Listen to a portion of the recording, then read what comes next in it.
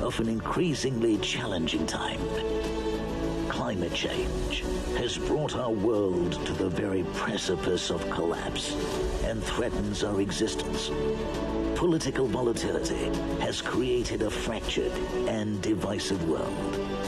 More than ever, we need the power of uninhibited ideas. Let's unleash the power of what if. Together, let's reimagine a better future for the world. Let's collaborate to create sustainable growth in a fractured world. Welcome to the Economic Times Global Business Summit 2020. Reimagine business. Reimagine the world.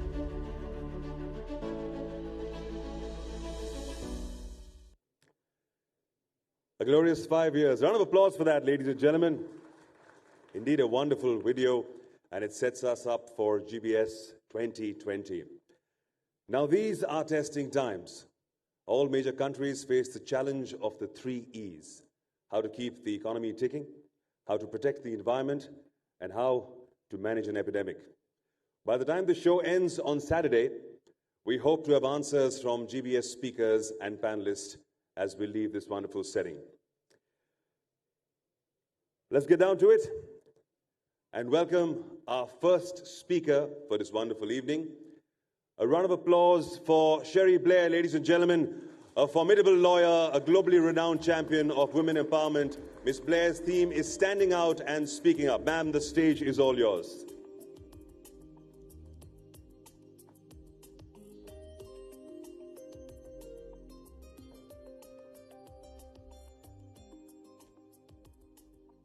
Well, that was a great introduction and a great film. Thank you so much for inviting me again to the Global Summit here in 2020. I love it here in Delhi. I learn so much on my trips to India, which I have to confess have been many. I sometimes say I'm qualifying as an NRI. But there's nowhere in the world like India, with its vibrancy, its entrepreneurialism, its boundless energy, and of course, that feeling more and more that India is on the rise and about to take its rightful place in the world. And today, of course, the theme is sustainable growth in a fractured world. And it's an honor to be here to talk alongside so many other distinguished speakers. As Kofi Annan said in 1991, whilst globalization is a positive force, it's also blind and therefore needs to be carefully harnessed to encourage more equitable, inclusive, and sustainable growth. How are we going to achieve that? When we describe today's world as fractured, we mean a world where the benefits of economic growth have accrued to the very richest, whilst the lower and middle classes have had more limited rewards. We mean a world where, as we've seen, politics are fractured, characterized by nationalism, populism, and yes, in my country, the folly of Brexit. A world physically fractured by the humankind's continued mistreatment of our environment, and a world fractured because of the historic marginalization of certain groups. And of course, there have been many public commitments to mending these fractures by individuals, by countries, by companies. But there's only 10 years left to achieve the Sustainable Development Goals. And we need more than words. We need tangible actions. And if I was to answer the question in the opening about what would be the key to solving the 3 E's, my idea for you is women, and in particular, women's economic empowerment. Now, why do I say that? Well, first of all, women are persistently overrepresented in the world's most vulnerable groups, because access to resources and the rewards of economic development is heavily skewed towards men. and women still suffer systemic discrimination. The World Economic Forum publishes every year its Global Gender Gap Report. And this year, it estimated that to close the global gender gap between men and women in relation to economics, participation, and opportunity, it's going to take 257 years. Now, the shocking thing about that is 55 years more than when I spoke at the Economic Times Forum in 2018. So on that criteria, and only that one, we've gone backwards, not forwards. And when I think of my 3-year-old granddaughter, the idea that she will not see economic equality in her lifetime, and possibly not even in the lifetime of her granddaughter, it's frankly unacceptable. And as you may know, it is a problem here in India. India has one of the lowest rates of female labour force participation in the world, the lowest in South Asia apart from Pakistan, and according to the International Labour Organization, less than a quarter of Indian women aged 15 years or older are participating in the labour force, less than a quarter. And yet, the educational attainment of Indian women is on the rise. 53% of all undergraduate degrees are awarded to women students. But it doesn't translate into employment gains. In India, 65% of women graduates are out of work. In Bangladesh, a much poorer country, this figure is 41%. And in Indonesia, only 25%. So what does that mean for India? It means that a precious opportunity is being overlooked and underutilized. That opportunity is the boundless potential of Indian women as business owners, as job creators, and as leaders in their communities. Because, you know, it's not the women who are the problem.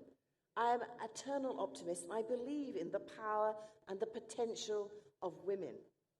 The ability, their energy, their promise is there. And there are so many women, industry leaders, influencers, and change makers who are laying the groundwork for other women to follow. And many of those, I'm sure, are in this room. In fact, I know they're in this room. I met some already. But as the UN Secretary General, Antonio Guterres, has said, it's really time to stop trying to change women and start changing the systems that prevent them from achieving their potential. Now, some of you will know I'm a lawyer by trade, and the value that has guided my life and career in human rights law is the belief that everyone has the right to participate equally in society and in communities. But of course, I'm particularly passionate about gender equality because I know from first hand how important it is for women to be financially independent. I grew up in working class Liverpool in the north of England, where no one could possibly have imagined that a girl like me would end up living in 10 Downing Street. And when my father left my mother and my sister and I, when I was just 8 years old, my mum had to somehow find a way of supporting the family. And that's when I learned the lesson that when a woman is able to make and control her own money, then she has the power over her life, the power to make decisions about her life and the life of her children. And I saw it again and again when I was in Downing Street and lucky enough to travel the world. I met countless women here in India and across the world who were striving to find that financial independence for themselves and their families, setting up businesses to create a better life. And yet they faced huge legal and cultural barriers, but they were not taking no for an answer. And this really inspired me. And I wanted to do something because I realized with the right tools and the right support, women can go on to achieve amazing things, not just for themselves, but for their families and their communities too. And that's why in 2008, I established the Shri Blair Foundation for Women, whose aim is to support women entrepreneurs in low and middle income countries. And since then, we have supported over 160,000 women in over 100 countries. An important part of our work is here in India. And these women are strong and resilient and creative. They don't need our pity. What they need is our support to enable them to shape their future. Women like Kiran, who took part in our We Can India campaign, which was held jointly with the US Embassy here. Kiran is the founder of Loafer Jama, which is a lifestyle brand selling fashionable and comfortable clothes and accessories. And our program helped her make that a financially viable business, to open her own studio, and now she has a very successful online store. I know, because I purchased something myself from it for my grandchildren just yesterday.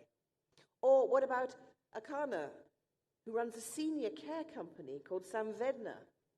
She was part of our Mentoring in Women in Business program, and she was matched across the world with a mentor from the UK who supported her to develop her plan to make her business a successful one.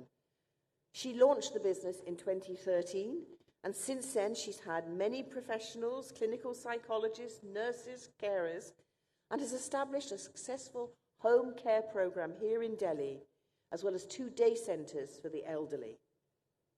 Or in Maharashtra, Dhanashree, who is part of our Driving Women's Business Growth project with the Mandeshi Foundation. She lives in a completely different world from the world of Delhi, out in rural India. But she's a proud owner of a grocery and a milk shop. And she was a recipient of many small loans. But the business training program that we put together enabled us to use those loans to such a good effect that she was able to expand her business, her grocery and milk shop business, and to find the funds to keep her 16-year-old daughter in school, because her ambition is for her daughter to become a doctor. And all this was done even though 3 years previously she'd lost her left hand in an accident in the shop. Women can achieve amazing things if they are allowed to fulfill their dreams. And these women aren't just entrepreneurs, they're pioneers, they're role models, they're change makers. And they are part of a wider movement where women are driving change. And so this year, my foundation launched a 100,000 Women campaign. We're going to raise £10 million and we're going to reach 100,000 extra women by the end of 2022. And I'd love to see many of those women come from here in India. But we looked at some of the women we'd already helped and we asked them some questions. And in the run-up to International Women's Day, which of course is on Sunday, we published our research. And this research found that the women we work with expressed their biggest problem was lack of access to finance. This was the biggest problem and barrier to their entrepreneurial success. And of the ones who had got access to finance, almost 3/4 of them received it, no, not from banks, not from institutions, but from friends and family. And when asked what change would have the biggest impact on women entrepreneurs, 42% said more opportunities for investment in women's businesses. But nearly 2/3 of the women we surveyed also talked about stereotypes, negative stereotypes about what women entrepreneurs can and cannot do. And you know, the most common stereotype they experienced was that women should prioritize motherhood and domestic duties. 1/3 of them found that people claimed that women were not assertive enough to be successful entrepreneurs, or another 1/3 that women just weren't ambitious enough and therefore their businesses couldn't be successful. These are just prejudices, not actual truths. But you know, empowering women isn't just about the women themselves. My foundation published with the Boston Consulting Group research which showed that if women had equal opportunities to be entrepreneurs, global GDP would rise by a whopping $5 trillion. That's money that could be making all of our lives better. In fact, In 2018, the ILO reported that reaching gender parity in the labour force would have a bigger impact in India than in any other region in the world, increasing its GDP here by 10%. Increasing women's participation by 10% could add $770 billion to India's GDP by 2025. What could you do with that money made by that precious resource? Hillary Clinton put it well when she said, "We don't have a person to waste, and we certainly don't have a gender to waste." So that's why I'm so delighted to be able to speak to you here about how we can achieve sustainable, inclusive development. Because when women are empowered, the whole world is empowered. And so all of us are affected for the better.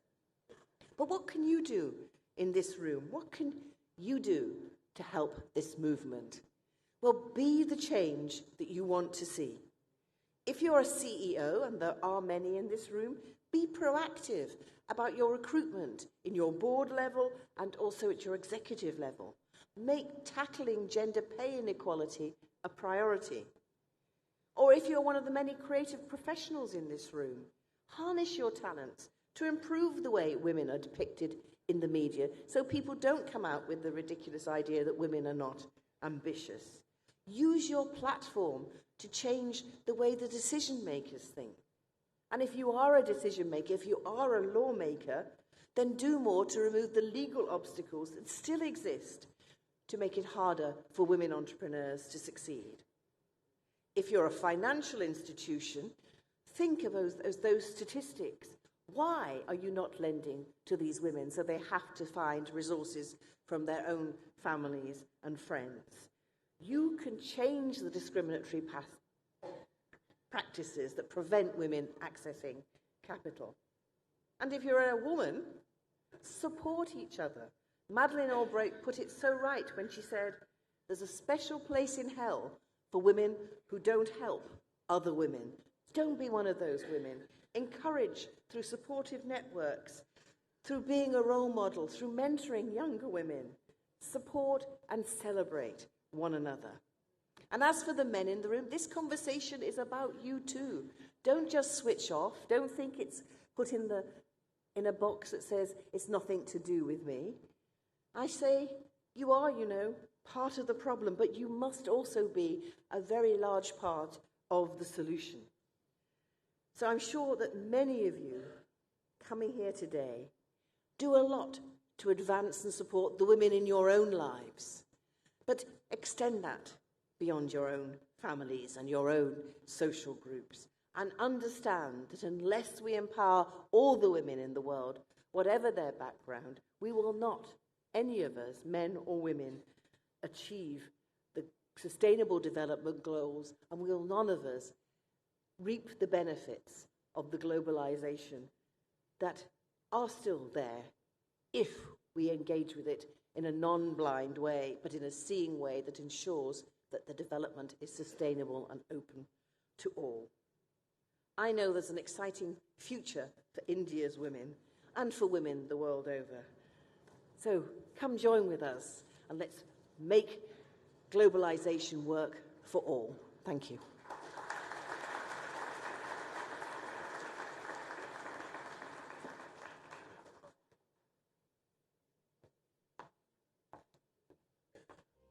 We can do better. Round of applause for Ms. Blair, ladies and gentlemen. Empower women and we can change the world. We will take that back with us. All right. Now, India is intimately familiar with the concept of meditation. And our next speaker is an entrepreneur who created a winning app centered around meditation. Please welcome, with a round of applause, Andy Puddicombe, co-founder, Headspace. Round of applause for him, ladies and gentlemen.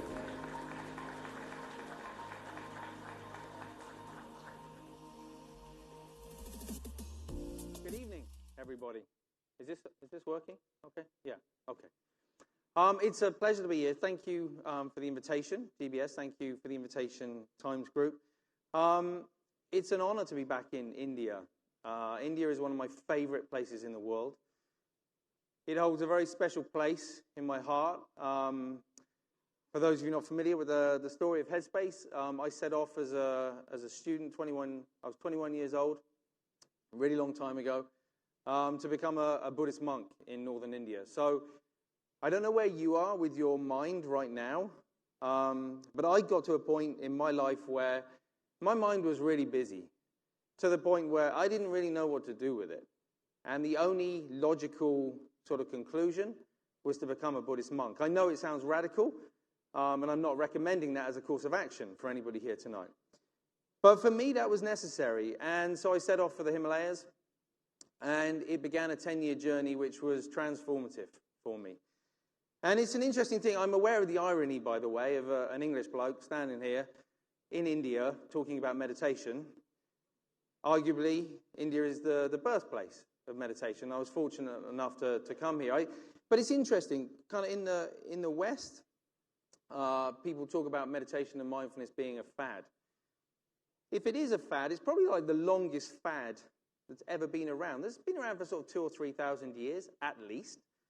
But the interesting thing, and having traveled around India the last couple of weeks, it's my first time back for about 15 years. I'm just talking to people. It's really exciting. It feels like when we first went to America with Headspace from England. But there's a big difference. When we went to America, we had to explain to people what meditation was, why it was helpful, why it was beneficial. Traveling around India, I see that actually everybody knows what meditation is. Everybody knows the benefits. But between us, not that many people do it. So there's this massive kind of gap, and it's not that people don't want to do it, it's that people don't necessarily know how they can access it, and they don't have the tools to access it. So the exciting thing for me, and look, obviously times have changed a little bit since the monastery.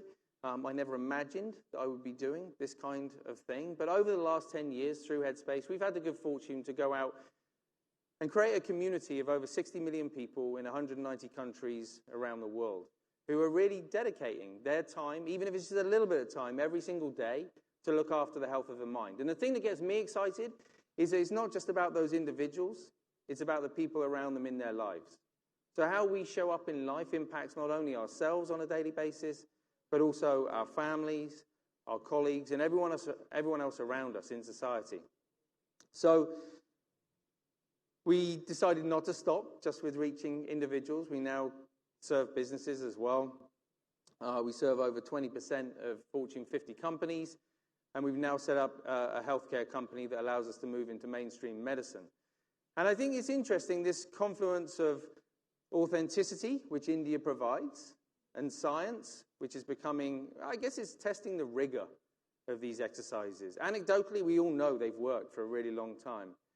But we have over 70 published papers, over 70 clinical trials, and over 25 published papers where we actually know now. We can say it's being tested in a controlled environment, and we know that meditation, we know that Headspace specifically can help to reduce stress, anxiety, depression, irritability, anger, that it helps to increase focus, improving sleep, improving compassion. So for me, this is something, traveling around the world, I'm always reminded of the universal nature of the human mind. So all of us here, we all come from different backgrounds. We might have different beliefs, different opinions, different genders, sexualities, everything. And I think the temptation in life is to hold on very tightly to our beliefs and to our opinions. And what I see looking around the world right now is that it's increasingly divisive. There's a lot of conflict, internally, externally. Mental illness is increasing. Despite the world being increasingly connected, people report being more isolated or feeling more isolated. And so I think as individuals, we have a responsibility to look after the health of our mind, but also as a community, we have a responsibility to look after the health of our mind. So it was my hope this evening, or at least I was invited this evening, to do a little bit of meditation together. I know it's an unconventional way of starting a conference, but equally I know lots of you have traveled in from lots of different places. You braved the virus, the epidemic. You might have seen something about that in the news. I know there's a lot of stress around at the moment, and it seems like now is a good time. How many of you have tried something like meditation or mindfulness before? Okay, even that in itself is amazing. About half of you, maybe a third of you, put up your hands. 10 years ago, not a single hand would go up. That didn't mean that nobody was meditating, but there were a lot of people in the meditation closet who weren't prepared to kind of come out and say, yes, I meditate. So it's really, for me, very refreshing simply to see that. For those of you that haven't done anything like this before, I'm going to lead you through a really simple exercise. I just have 3 very quick tips before we start. Number 1, meditation is not about stopping thoughts. So if you think you are going to stop your thoughts when you close your eyes and we begin this exercise, you're going to think you're really bad at meditation. Because your mind is not going to stop thinking. Why should it? Just because you closed your eyes. So take that pressure off yourself. You do not need to stop your mind from thinking. Thoughts will come, thoughts will go. Our job, our only role is to get comfortable with the thoughts coming and going. The next one. You have all reached my guess is, the pinnacle, or at least you're on your way. I don't know where you are in your career, but certainly the highest kind of echelons of your various careers. Now, you'll have got there by applying a huge amount of effort. And mostly in life, effort pays off. Like, it's valuable. This is one area, this is a few minutes in your day where no amount of effort is going to help. This is the one time where you can actually let go, where you don't need to try and control anything. Think of it a little bit like sleep. When you need to go to sleep at night, the last thing you want to do is to try to go to sleep. And then you can't sleep, and then you try harder, and you still can't sleep. So it's a similar kind of thing. You can't kind of make yourself relax. And my final ask is that rather than trying to create what you think meditation is in your mind as a sort of conceptual idea, instead, just to let go of any thoughts, any opinions, any beliefs. And in this moment, I genuinely believe that we can be united in silence. And for me, I think it's a really sort of powerful idea. So it's only going to be a couple of minutes long. And we're going to start. I'd actually like you to start. Obviously, if you've got phones or if you're holding glasses or anything like that, if you could put it down. You might find this more comfortable if you uncross your arms and uncross your legs. It's entirely up to you. But sit comfortably. Again, we're only going to be here for a couple of minutes. And I'd like you to begin with your eyes open. So not staring at a single point, but just kind of aware of the space in front of you. So without moving your eyes around the room, you should be able to take in probably the people either side of you, the roof above us, the floor below. Just taking in that space. And just maintaining that very soft focus. Just like you to take a couple of big, deep breaths.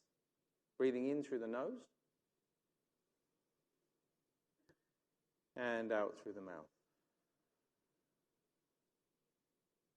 One more time, breathing in through the nose. And this time, as you breathe out through the mouth, just gently closing the eyes. So as you close the eyes, just take a moment, just give yourself a few seconds before we do anything else, just to enjoy the feeling of having stopped, having paused, having nothing to do, and having nowhere to go. And then just bring your attention into the body. So just starting to notice the weight of the body pressing down against the seat beneath you. Noticing the sensation of the soles of the feet on the floor and the hands and the arms just resting on the legs. Again, just allow any thoughts to come and go. And as you sit there, just checking in with the body, noticing how the body feels. Does the body feel heavy or light, restless or still?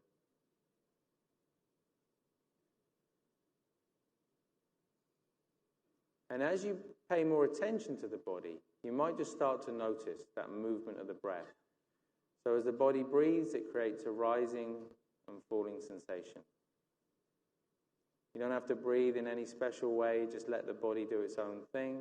If you can't feel the movement, you can just gently place your hand on your stomach.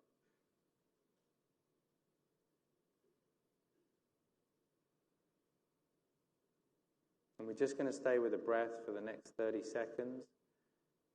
Again, the only thing you need to notice is when the mind wanders off. And when you realize the mind's wandered, just gently bringing the attention back again to the breath.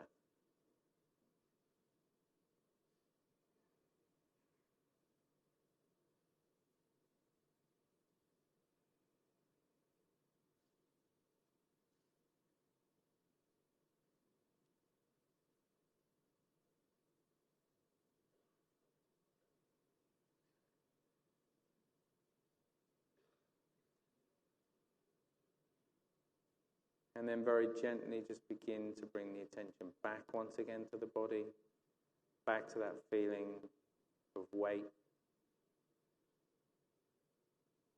back to that feeling of contact, and sounds around you.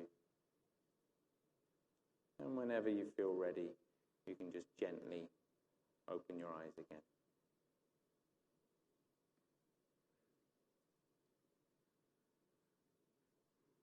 This is a very quick meditation. It's always quite ironic to do a really, really quick meditation. But hopefully it was a nice way, a pleasurable way to begin the conference. Remember, peace of mind is inside of all of us.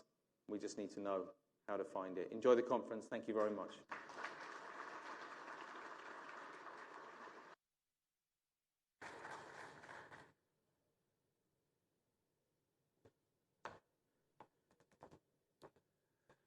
Well, thank you, Andy, for that round of applause for him, ladies and gentlemen,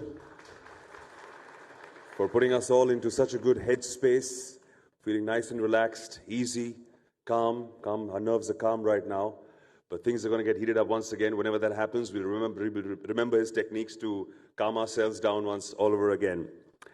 All right, from meditation to disruption. Yep, this is GBS. It all happens here. Now we're going to welcome here a distinguished panel of CEOs who will talk about the decade of disruption that's already begun. May I request Mr. Sunil Munjal, Chairman, Hero Enterprise, to please come up on stage. Round of applause for him, ladies and gentlemen. Mr. Neeraj Agarwal, Asia Pacific Chairman, BCG. Round of applause for him. Mr. Ronnie Sruwala, Co-founder and Chairman of Upgrad. Sunita Reddy, MD, Apollo Hospitals, and Binod Chaudhary, Chairman, CG Group, to come up on stage. Round of applause for them all, ladies and gentlemen. Our distinguished panel of CEOs are going to be on this very stage, and the discussion will be moderated by Sriram Ramakrishnan, resident editor, Mumbai, The Economic Times. Let's have fun with this one. Also, while they're setting up, let me also let you all know that you're taking lots of photographs. If there's anything you want to write about, what you're hearing in front of you, people you're meeting, things you like, things you might want to see later, use the hashtag on your screen, hashtag ETGBS, and put it up on various social media platforms. Let's make some noise there as well. All right, let's hear it now from our CEOs who are going to be on this very stage. Round of applause for them once again, ladies and gentlemen, as they're going to be coming up really, really soon.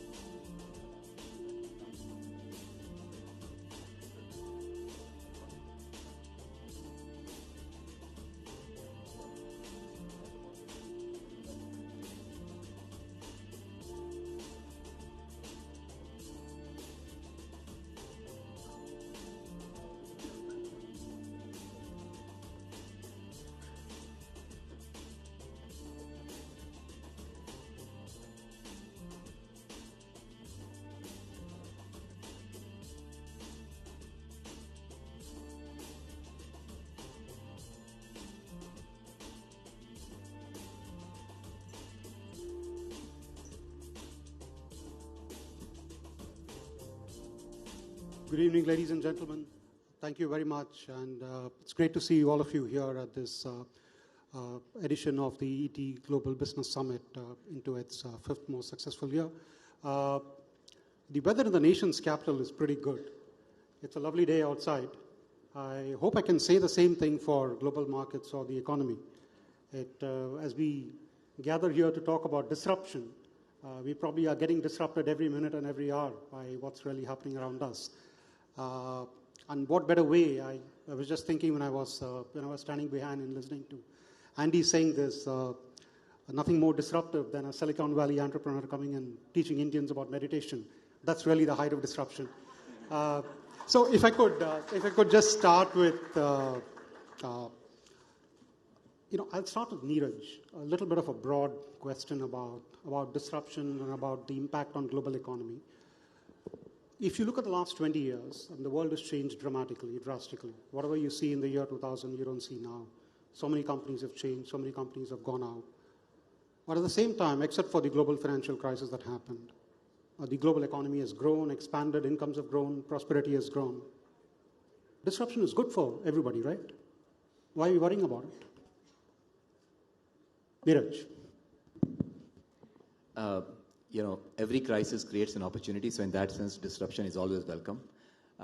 If you're referring to the short term, so first off, just to level off, I am a big believer in disruption creates disproportionate opportunities for the strong to get better, right?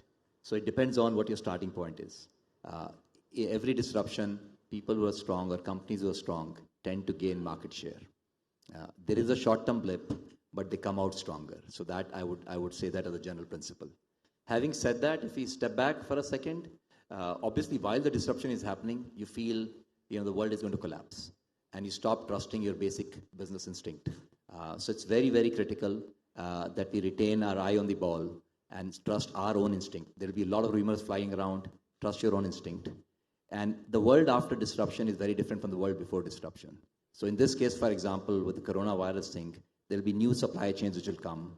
Who knows, distance, and Ronnie is here, remote education, distance education, new business. So just be on the lookout for opportunities that come out of that.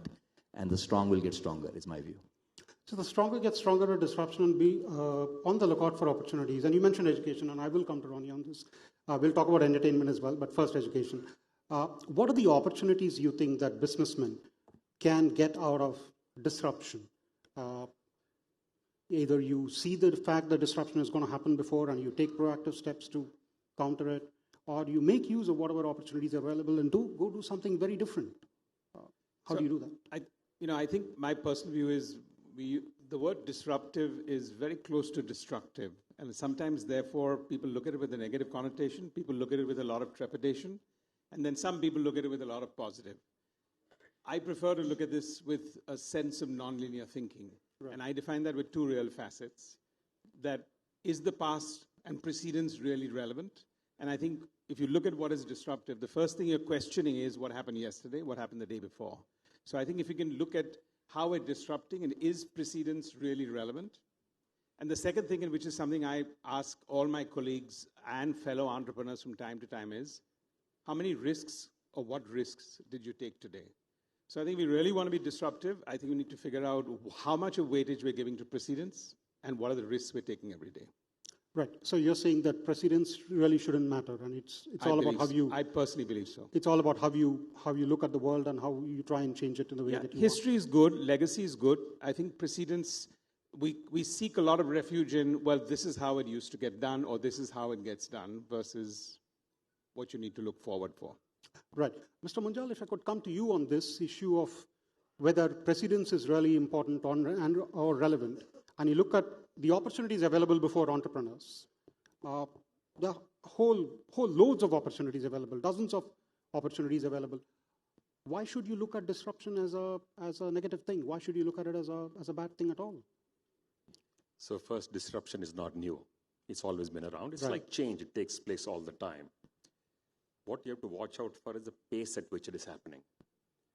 As they say, you're either a disruptee or a disruptor. And the current disruption that's happening, and I'm not talking right now today, is mostly because of technological change and the pace at which it is changing. It's coming at us like a wall. So it's really like a road roller. Either you're sitting on top of this road roller or you're the road. And which is why it's And you're saying important. it's all that is happening now? I mean, it's faster than it used to happen before? It is, yes. And I'm talking of the way it has changed over the last 50 years and more particularly in the last 10 years. The pace has changed dramatically because you're also starting to generate new knowledge at a pace that has never been done before.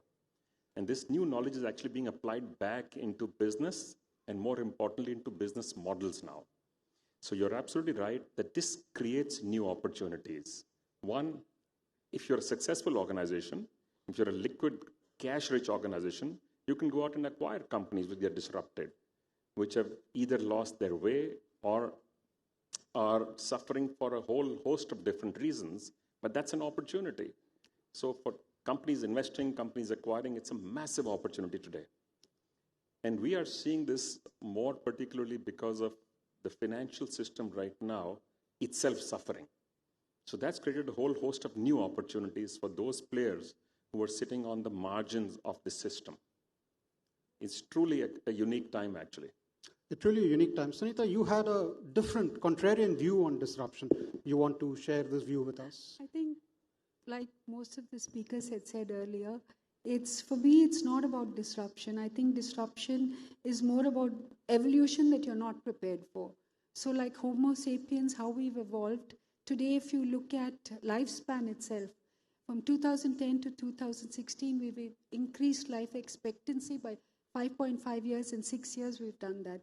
So the disruption that has happened is that, are we prepared? Are we prepared to deal with an older population? What does this impact have on GDP? Definitely slower growth, because you're having more older people coming into the economy and less of younger people. So clearly it's how you're prepared for growth. And of course, we look at it in healthcare. Before we would do huge surgeries and break up the, rib cage to get to the heart, and now we're doing it laparoscopically. So I think part of it is being prepared for this evolution. And when you're prepared for it, it doesn't disrupt. It becomes innovation. I mean, you could call it innovation at that time. So be prepared, think ahead, be proactive, and look at opportunities as they come by. That's a good point. Mr. Chaudhary, if I could take you on the point that Mr. Munjal made. I mean, this is like you're on top of a road roller that's coming up to you like a war. How do businesses prepare for it then? Right? A lot of business would fail, right? I mean, they wouldn't be in the position to prepare and face up to the challenges. Well, you're asking this question to someone who's thrived on disruption all his life, having built a global empire coming out from Nepal, Sri Lanka, northeast of India. I think disruption is a way of life, how you look at it. There are technology-led, innovation-led disruptions. If you are open, if you are keeping your company is agile enough and watching what is happening in the world, it's a huge opportunity. There is also a danger if you do not wake up on time for a company to suffer the same fate as Nokia or BlackBerry or the Kodak shot did. I think today the world has woken up. They know that the business model is going to change. There are plenty of opportunities, startups which are coming on the fray, opportunities to engage with them. I think it presents a huge plethora of opportunities for those companies who are prepared to look ahead. On the other hand, there are other global, regional, unexpected events such as the corona we are facing. Right. Now, these are the nature of disruptions which nobody can control. You can only hope. Black swan event. Yeah. You can only hope that you have built an environment and an ecosystem which is resilient enough. Right. So the message that is coming across, the message that I'm getting from all of you is that all of you are brimming with confidence, very eager, or taking things positively in the way that you are looking at challenges and disruption and saying that, okay, this is an opportunity and we're going to go ahead and try and crack it. Or this is an opportunity for us to change and redo the way we've been doing business, and we want to go ahead and change this. But I'm going to now throw a googly on this and talk to you about something that probably nobody can expect and nobody can anticipate, like you, Mr. Chaudhary said, coronavirus. What about political changes, trade wars, sudden burst of nationalism and populism, which will make a country suddenly close its doors or raise barriers, and that's so totally disruptive. And where is the positivity in that? I mean, how do you do that, Ronnie? If you could take a stab at it, and So then are you clubbing that as disruptive or destructive? Because it's probably a bit of both, isn't it? It is a bit of both. It is a bit of both. That's something that we shouldn't give disruptive a bad name because of that destructive. Yeah. But I think those are business exigencies. I mean, there's a phrase of what comes first, the chicken or the egg, and I think that's an old saying, and everyone thinks that's archaic. But today, if you ask me what comes first, technology or consumer? And I think a lot has been led by technology, but in the fields that I am, when I've been in media or now in ed tech, actually, I go with the fact that technology is the enabler, and it's the consumers that we're following. And I think if we can look at the world from that perspective, a lot becomes easier. Specifically to your direct question of how world policies or political leaders at different stages being much more contrarian, that's a business exigency I think everyone needs to deal with. So business exigencies, Neeraj, your views on this? I mean, you see it from a very different pedestal. You see it from a very different perspective. Before coming here, I was just reading a news item which said that Apple has apparently told its consumers that, look, you guys don't drop your phone, because if you drop your phone, I don't think we have the parts to now give you a new one. So that's real massive change, isn't it? And what's really happening there is it's probably going to make a sea change in the way people do businesses. Yeah, look, there can be political exigencies which can result in short-term or it can be medium-term problems. But if you take a longer-term view, right, which is important, the world GDP normally doubles every 25 years. And the world GDP today is about $90 trillion. There will be another $90 trillion of GDP getting created in the next 25 years. And a lot of it will be driven at the backbone of technology. So that will mean a lot of disruption. It can mean a lot of destruction. But it can also mean humongous opportunity. We've lived in the infotech revolution. We've not even talked about the biotech revolution, which is coming. Right? And it will be as big as the industrial revolution, I feel. Right. So I am an eternal optimist. I'm the glass half full guy. And that's how I like to think about it. Right. Well, infotech revolution, biotech revolution, but there's one revolution that we've really not talked about, the medical revolution. And maybe Sarita can throw some more light on this. How disruptive has been the change in technology in the field of medical health? I mean, I know you guys have been the pioneers in that. I think in the sphere of medicine, it's been extremely good. Because what we're looking at, when we started business 25 years ago, people would stay in the hospital for 9 days, typically to be treated. Today, we discharge them in 3 days. And we're able to do so because not only because of technology, but because our connection to the rest of the world, we're able to understand the levels of research, we're able to absorb research from the rest of the world and deliver world-class clinical outcomes at 1/10 of the cost. So this is probably what you would call disruption in healthcare. Sure, but hold your thought there. I just wanted to make a point. Ken, what you guys did in Chennai and in other places as well, how easy is it to replicate? So scale, you don't have to, people talk about infrastructure scaling when they talk about scale. In healthcare, it's about scaling clinical outcomes.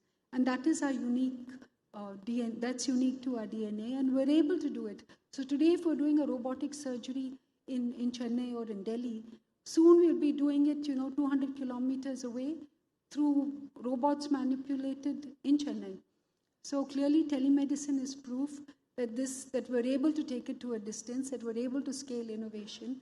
And I think it's a wonderful thing. But just going back to your thing about trade wars, right. I'd just like to emphasize that in some way, they are networks that are connected all over the world, whether it's healthcare, whether it's pharmaceuticals. And I think the coronavirus is a brilliant example of this because it has a $6 trillion impact on the economy, and especially in healthcare, we are vulnerable in certain areas.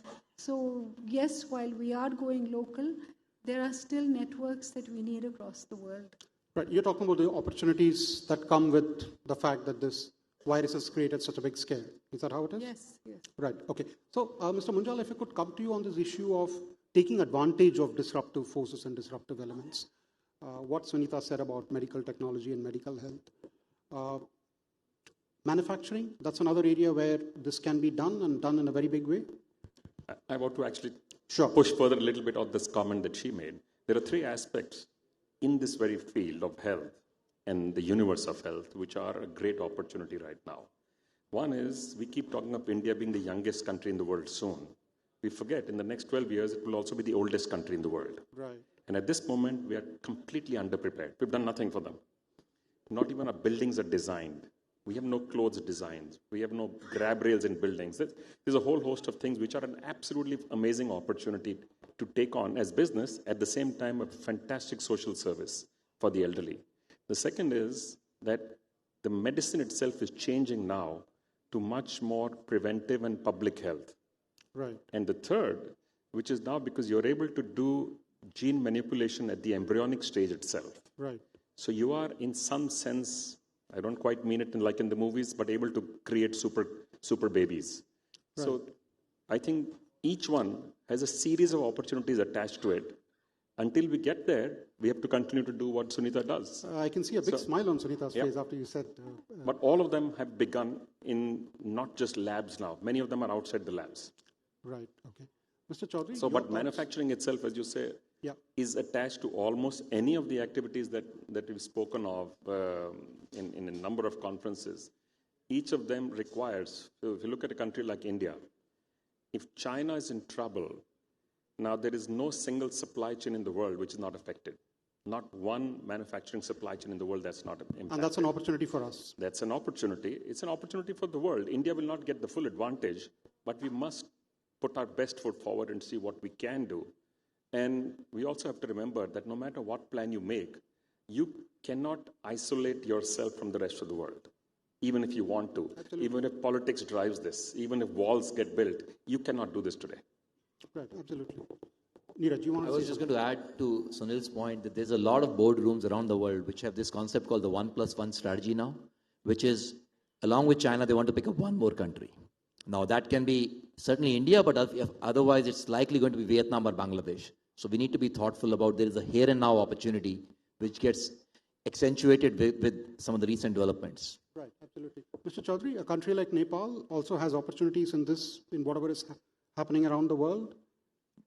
Well, certainly, I think Nepal is no different and is not disintegrated with the ecosystem of the region and the world for that matter. Right. As a matter of fact, being a smaller country, it can afford to be more agile. We can adapt to change much more efficiently and faster. I mean, I'm seeing a series of new innovative businesses that are taking place, which is disrupting some of the traditional established business concepts and models. And not only that, the entrepreneurs, the young breed of entrepreneurs who are getting more involved into new innovations and startups from these countries are making a mark in many different parts of the world. Right. I mean, we can talk about fintech. I mean, Nepal, we happen to be involved in banking. And we are seeing a huge transformation of the business model. I wouldn't call it a disruption per se. At one stage, there was a time when we used to thrive by opening more branches, and today we are talking about branchless banking. Right. Mobile banking. Absolutely. All of you have been very, very positive and very gung-ho about taking advantage of opportunities and disruption and the good things that disruption can bring. But one worry that a lot of people do have around the world, especially policymakers and government, is the fact that a lot of new technologies like robotics, like artificial intelligence, or like driverless cars, for instance, would end up hurting employment opportunities, would end up driving a lot of low-wage, low-skilled workers. And that's a big issue for a country like India, which has a lot of workers like that. So how do you manage this balance? That's very important. You don't want to drive away new technology, but at the same time, you really don't want to have a mass unemployment situation in the country. Ronnie, you'd like to take a stab at it first? Yeah, I mean, one of the things that worries me about artificial intelligence outside of job displacement is really actually the impact. I think there's a fair amount. We've started with AI with a lot of negative connotations. And I think if you just look at fake news, for example, the impact that it has made on minds and the goodwill that it's generating in itself is a question mark. So I think AI is a very positive element to what we want to do. Of course, there'll be job replacements. And in countries like India, the challenge will be bigger. But we have other socioeconomic reasons to go for. The manufacturing base, everything else can expand. Right. So I don't think we've got a choice, firstly. But I think the concern for me, more even than job replacement, is the negative connotations and the power. So you talked about politics and the destructive or disruptive power of that. Yeah. But I think AI has got an even bigger power of being able to send perceptions, influence minds of billions, right, without even actually creating them. Right. So that's a big point, and that's actually probably a true point as well, given the kind of impact that it can have. Neeraj, your perspective on this? So, firstly, for every job gets displaced, many more get created, I would say. So, like you take warfare, I'm just taking a strange example. For a drone that flies, which was flown by a human pilot, there are many people which manage the drone outside, right? So there is a collateral, but there is one issue here, I think, which is genuine. There will be a shortage of high-end skills, and there may be an excess of low-end skills. So there is a skill imbalance which may get created, and hence, learning on a continuous basis will become a very important imperative. That, I think, is critical. I don't think there'll be shortage of jobs, but there'll be mix of jobs will change very fundamentally. Right, but reskilling, relearning, the success around the world, not very good, isn't it? Historically, it's not been good, but I think I'm a big believer again that there is now new ways of that. People will at least do 4 jobs in a life, if not more. I would say, that job for, one job for the whole career is probably gone. I think those times are probably... No, of course. Mr. Munjal, your views on this, sir. How do you look at, as a country like India, for instance, how do we ensure this balance? So one is unemployment, and second is unemployability. I think that's what we're talking about right now. The system that we currently deploy for education, training, and skills certainly needs to undergo some change. And you said it's not been done well. Actually, it has been done well in some countries. Korea has done it well. Right. At one point, Japan did it. The US did it. The UK did it. So there are clear examples. Germany did it. There are many countries in which it has been done quite successfully. And India is now being pushed to the point that you almost have no choice. So the sector skill council that got set up, actually some of them are amazingly successful. I don't know how many people have noticed what's going on, but you're already training millions of people with new skills in India that have never been done before. Right. The question is twofold. One is, what do you get paid? It's not just about getting a job. It's about getting enough compensation to live comfortably for the individual and the family that he or she supports.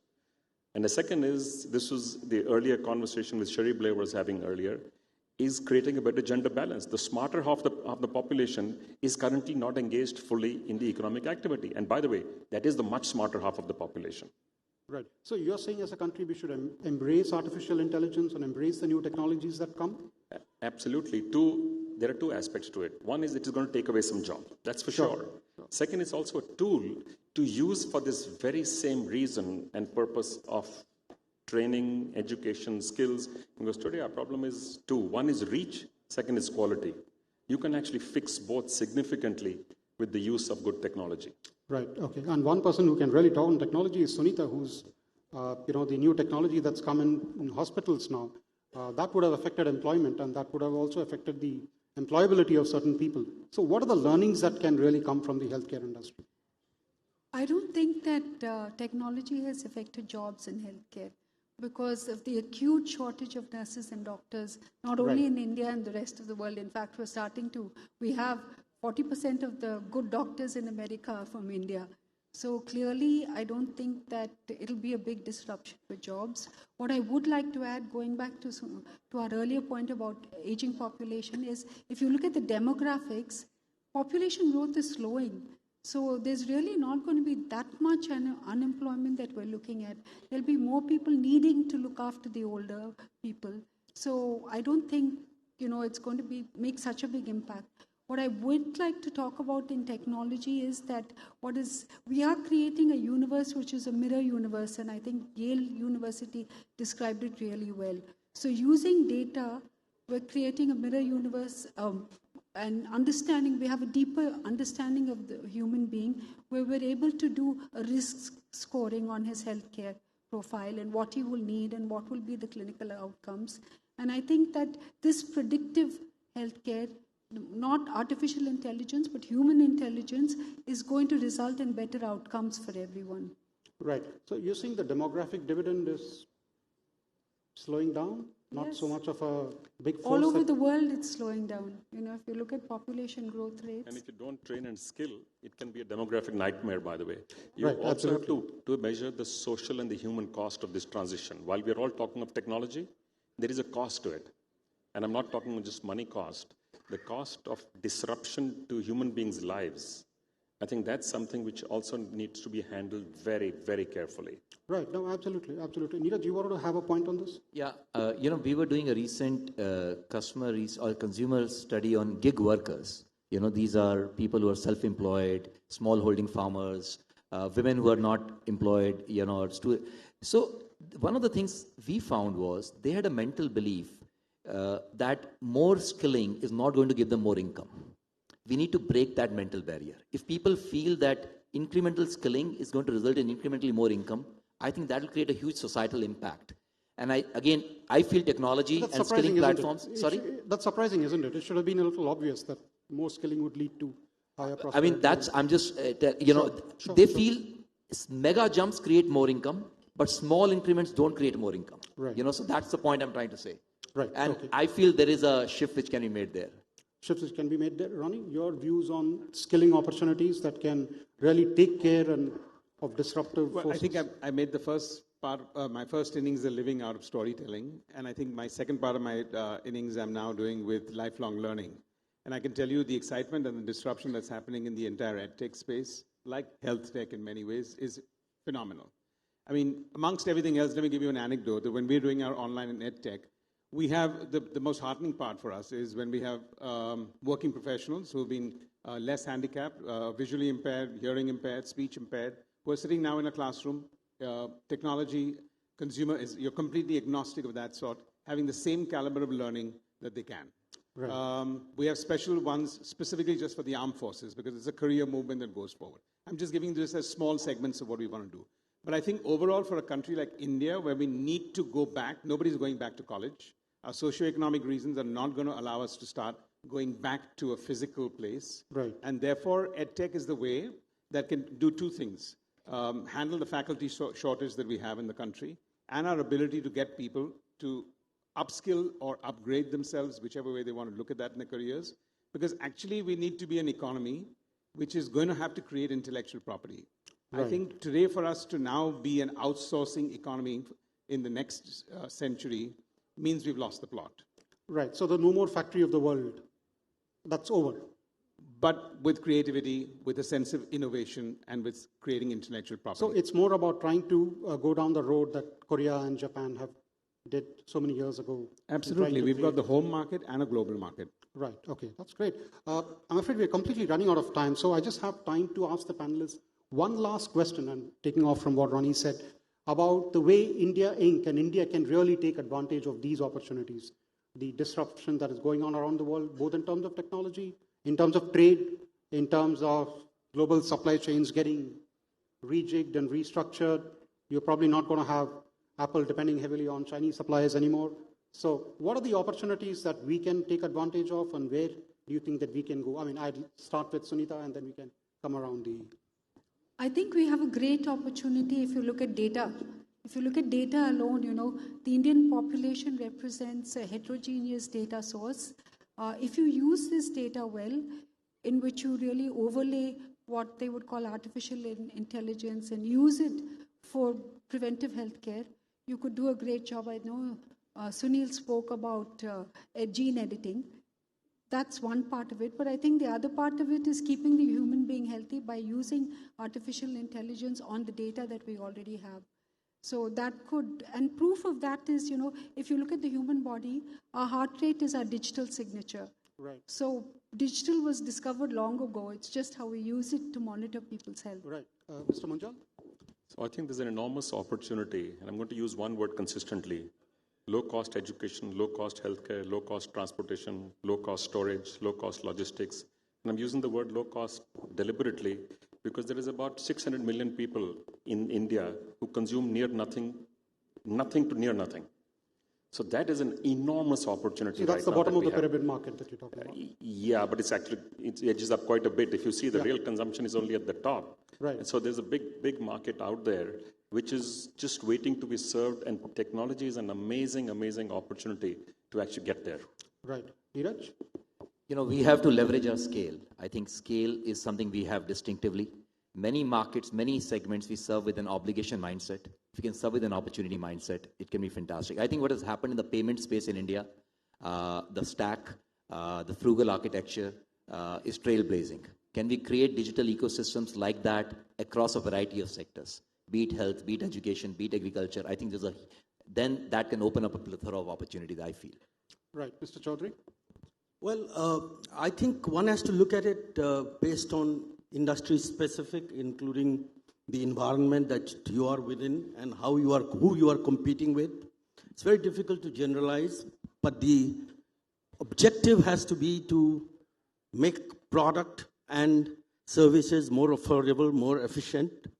And also, same times, we were talking about disruption because of the use of the technology and in turn creating loss of job, which in turn can create a social conflict. I think it's a question of balancing between what needs to be done to remain competitive and what your conscience says, because I think it's important that the corporate world continues to respect the social face of the company. Right, great. Ronnie, a final word from you. I think we've covered most of it. I would say if you're really looking for opportunity, listen to the consumer. Right. Listen to the consumer, and I think there's a lot that's going to happen. The 600 million that Mr. Absolutely, and I think second is, we've said that here again, if we're not solving problems at scale, we're one of the lowest ARPU countries in the world. I'm afraid we're going to remain one of the lowest ARPU countries in everything, in any consumption pattern. So I think then we can only look at scale. Right, absolutely. Thank you very much. Thank you, panelists. It's been great having you here for this discussion. I'm afraid we have completely run out of time, but it's been a great session. And and please enjoy the evening that's going to come up. Thank you. Thank you very much.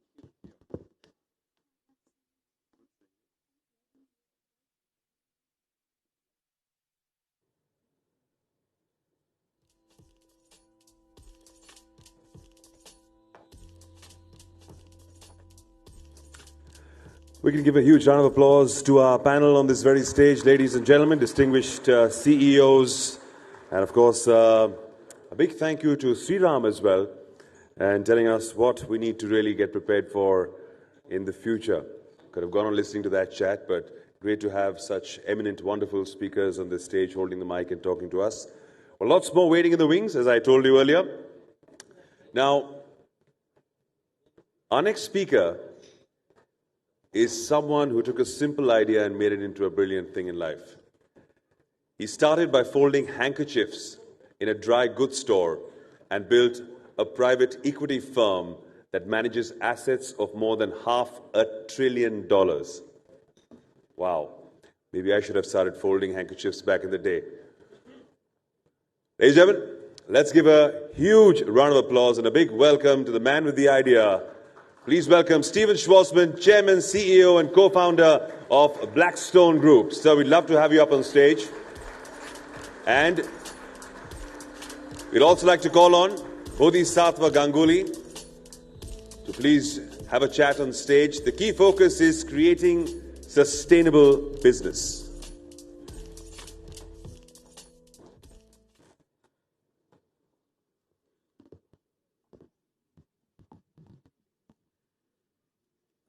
Thank you, Steve, for gracing the occasion and for attending the 6th edition of the Economic Times Global Business Summit.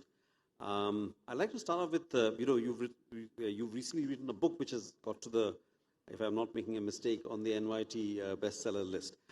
Why did you write the book? What is the message you're trying to convey? Well, I don't know how many people in this audience have ever written a book, but I don't recommend that you do. It's very time-consuming. It's hard to do if you spend most of your time either speaking to people or doing videos. And a book is sort of a one-dimensional type of thing where you're trying to get people to understand something and have an emotional response to it.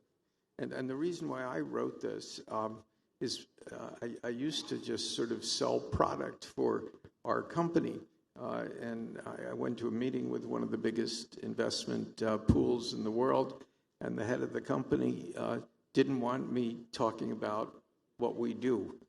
He said, I don't want to hear from you on that, because I'm going to buy your products anyhow. I want to hear from you about how to make my organization better. I want to be more effective. I want to hire better people. What is your secret sauce that's allowed you to start with nothing and have almost $600 billion, which really is just the equity in our deals? It's closer to $1 trillion of assets. How did you do that? How can I learn from you?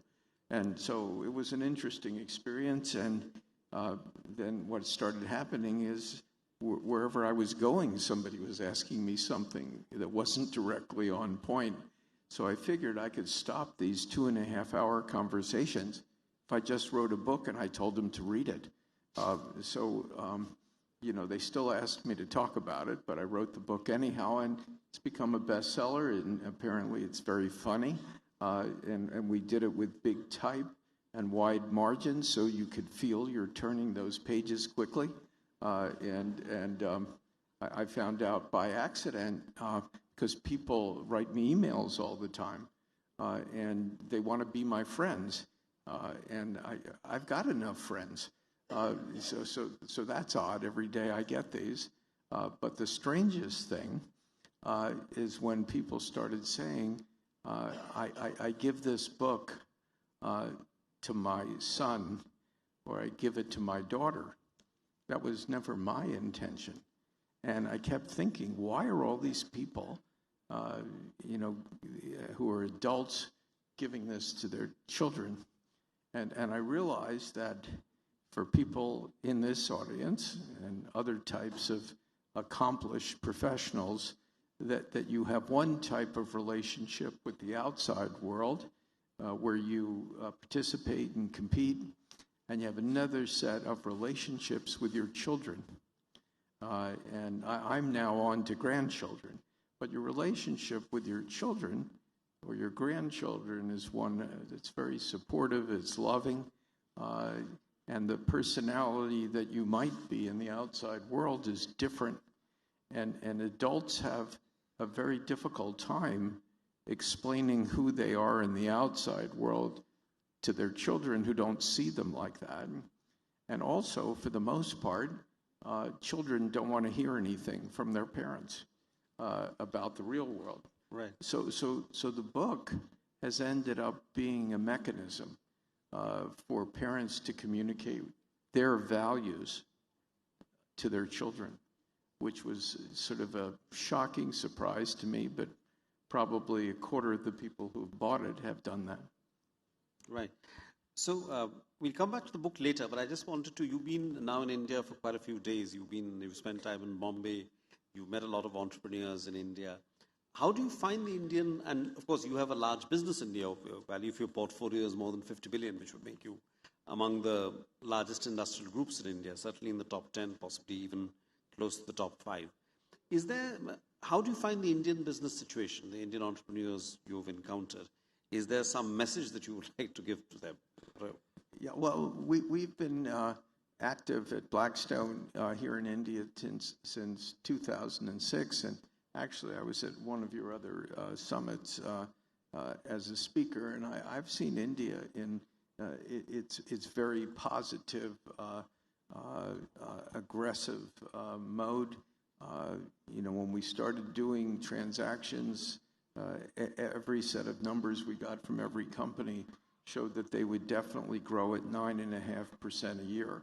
I guess you have a communications mechanism where everybody believes the same thing. I sort of thought that was pretty odd. Now, on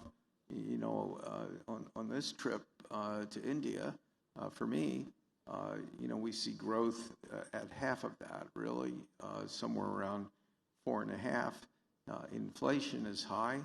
The financial system appears to be having difficulty in terms of extension of credit. And part of what happens, because we operate globally, whenever you see economies slowing and you see a financial sector that's having some difficulty, is you're reminded that economic growth and credit extension is correlated almost 1-to-1. So if the financial system can't provide loans, people don't buy houses as much, or they don't buy cars, or they don't spend money for other things, and the economy continues to slow. And one of the greatest examples of that is the EU, where basically they have next to no growth. They happen to have a banking system that was never fixed since the global financial crisis, and now they have negative interest rates, and that's not stimulating their economies either. So the India that I see today, and that's without the overlay of coronavirus impact, which is happening in the West very rapidly, is one that's somewhat different than I'm used to seeing here. Right. What are the big regulatory changes? What are the big regulatory changes which you would like the Indian government to make? Well, I think that what I would look for is sort of addressing the issue of how do you get more capital into the banking system to enable the country to grow faster. That's for the benefit of everyone in the society, and different cultures have different ways of doing that. They probably need to have more entrance into the banking business here, and attract a lot more capital, make a lot more loans, help the people of the country. Right. Why do you think? I mean, why do you think that China? Why do you think that even private sector companies in China, let's say Alibaba or Baidu or Tencent, despite a communist background, there are giant private sector companies in China which are much bigger than Indian companies. Why do you think that has happened? Well, I spend a lot of time in China. Actually, I was supposed to go on a book tour 3 weeks ago. Which you've canceled. The coronavirus took care of that one. I'm sure they'll publish the book next autumn. But why have the Chinese developed these great companies? In part, the people who've done those companies are fascinated with America. Jack Ma basically at Alibaba said, that was the only reason he started Alibaba. He came to America, and because he was like a teacher and a translator from Chinese to English, hanging out at hotels trying to make money, working with tourists. And he came to the United States, and he got introduced to the concept of the internet, and he went back, and he couldn't even register his company because they didn't believe the internet even existed. And I know almost all of the big tech entrepreneurs of that generation with those giant companies now. And they're all sort of similar people. They are incredibly focused. They are astonishingly driven. They're missionaries for the concept of technology and its application. If you work with the Chinese lot, there's a very big population, and to be successful requires astonishing effort and focus. And these individuals and that culture forget the concept of communism that you introduced. This is like, what Deng Xiaoping tried to do in 1979-80, introduce capitalism and the private sector to China, and boy, they love this as a concept, and they take enormous risks. They never stop. They're used to mistakes. They're basically, as a culture, fearless when they're expanding. And what's interesting is they recognize they're going to make big mistakes because they're growing at high speed. 40 years ago, China had $300 per capita of income per person. $300, and now it's $10,000. And I think that India is somewhere around $2,000. That's right. So China's 5 times, it's in some ways almost a miracle because their pursuit of success as individuals is, I think I'm going to use the right word, at least from my observation, is unrivaled around the world, and it's deep in the entire society. And when they get a good idea, they really run, and they appear to never get tired. It's an amazing thing. And when setbacks don't bother you, it's a culture where they're growing so fast, nobody has the experience to know how to do it. And so they recognize they're just going to make a mess sometimes. And, that's the way it is. And then they'll fix it. And if that's a mess, they'll fix that. It's this astonishing drive that they have. So, just coming back to India for a moment, obviously you're possibly the biggest landlord in India right now, and that's been one of a remarkable success story. Given the downturn in the real estate, do you see yourselves putting more money into India in the real estate sector, and even generally, even in other portfolios? Yeah, so, we're in 2 basic businesses here. We buy companies and fix them up. That's what's called private equity. And we're also in real estate. Both have been enormously successful for us in India. In fact, it's our Indian operations have our highest returns in the entire world. So thank you, India. In real estate, we started in 2006, and I remember writing the press release in my office and saying what would be an exciting thing to announce in India for people who don't even know we exist. So I forget whether I put where we were going to invest $1 billion or $2 billion. It was some number that I thought people would find interesting, which got us on the front pages of everything in India. And as it worked out, we've ended up so far investing $16 billion US, which is worth over $50 billion. In real estate, Blackstone is the largest owner of real estate in the world. I remember the first deal we did in 1991.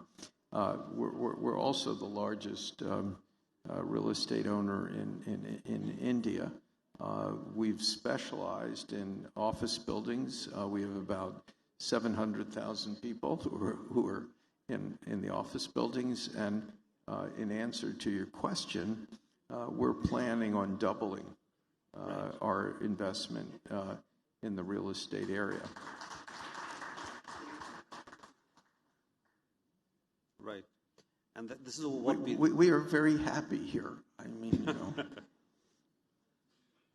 Right.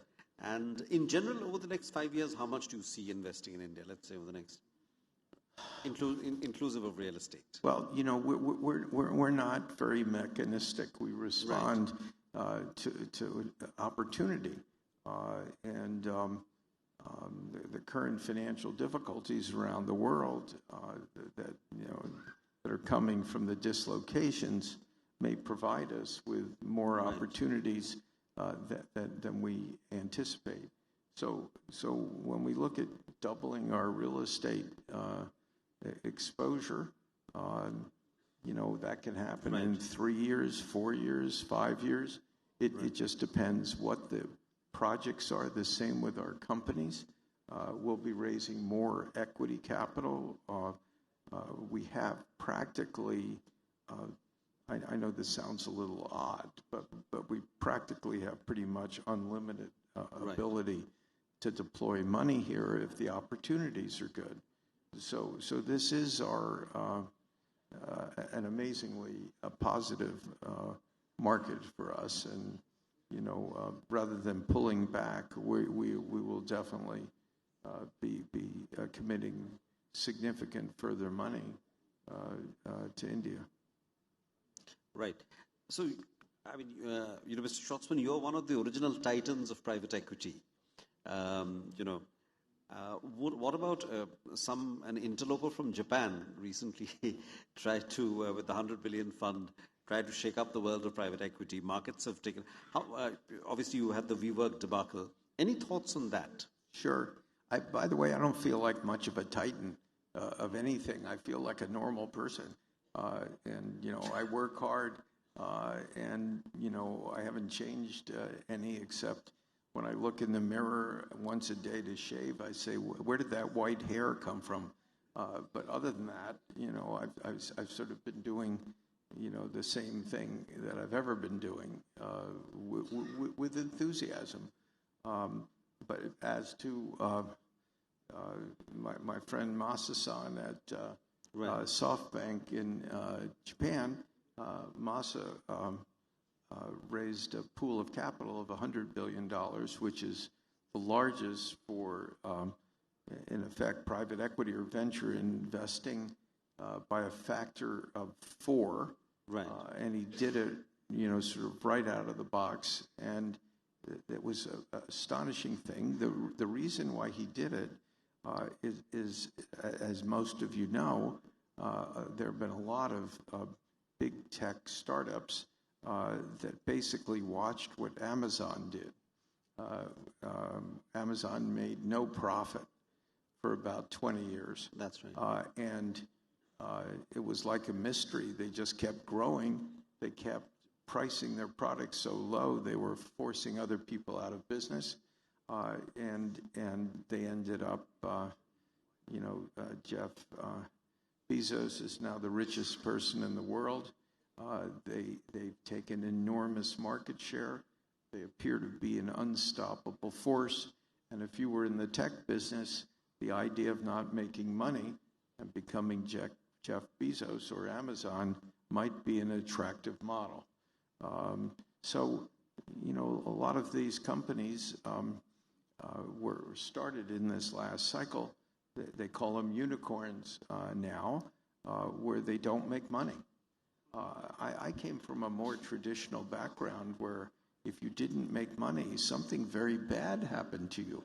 I look at this with like a sense of incredulity, except there they are.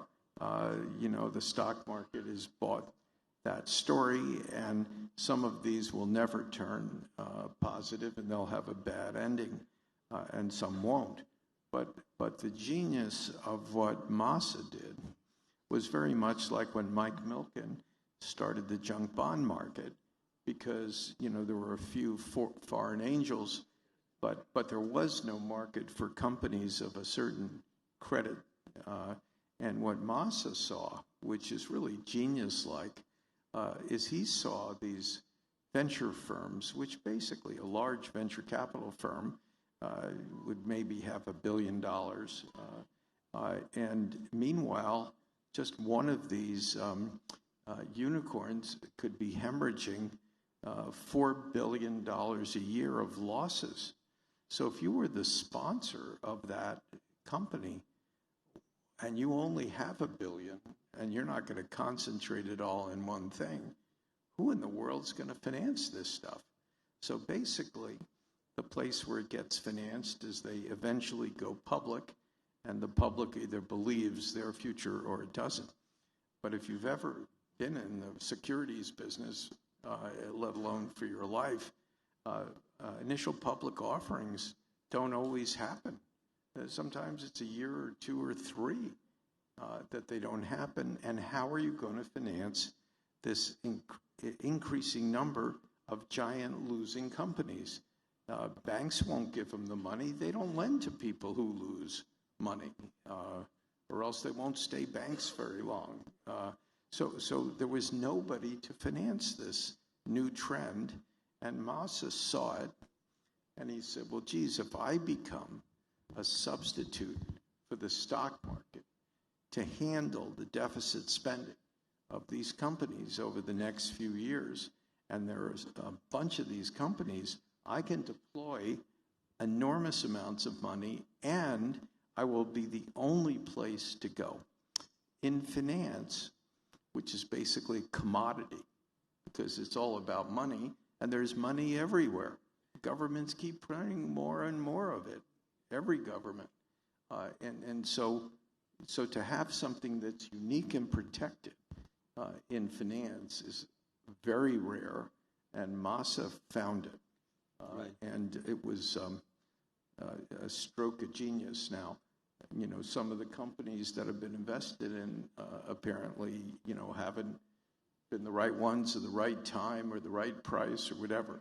But that's just an execution thing.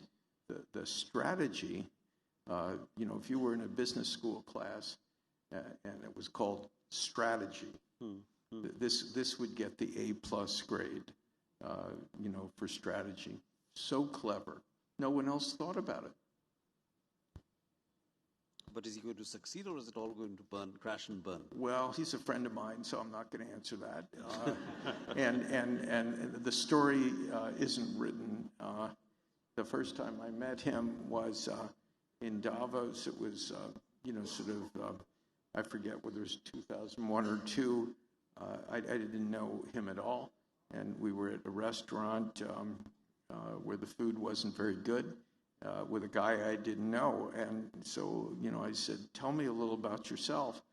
He said, well, last year, I was the richest person in the world. This year, I've lost over 99% of my net worth. I said, well, how are you feeling about that?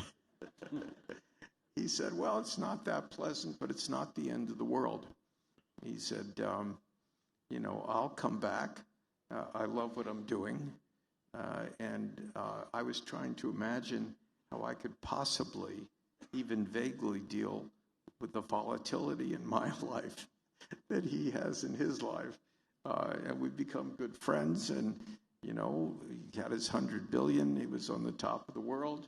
And then a bunch of that sort of gone away. And the story isn't written yet.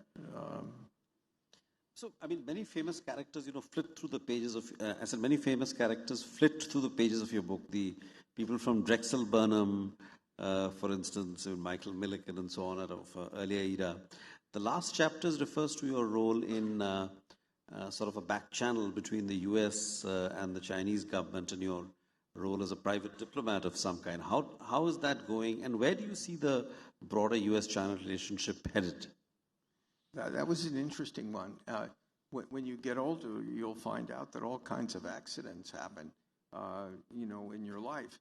And if you know a lot of people and you do a lot of things, occasionally events line up where you end up taking a role that you never asked for. And in this case, when we were going public in 2007, we were planning a $4 billion IPO, and the government of China, without asking us, just showed up and asked if we would like $3 billion. Actually, the way it was translated to me is, can we buy $3 billion of the $4 billion IPO? This was sort of a shock because I hadn't been to China since 1990, and nobody buys 3/4 of an IPO. So what we did is we just increased it to $7 billion. And So we became the second largest IPO of the decade in the world after Google. And as a result of this was the first time China had bought an equity interest in a public company outside of China since modern China was established in 1949. So we became some kind of highly unusual we weren't trying to be an ally of China. We were just like minding our own business. And all of a sudden, they picked us. And as a result of that, in their country, when they pick you, they have a whole program that you don't know about. So I would go to China, and all of a sudden I'd be on television. People are following me around with cameras. Nobody ever did that with me. I'm just like a regular person.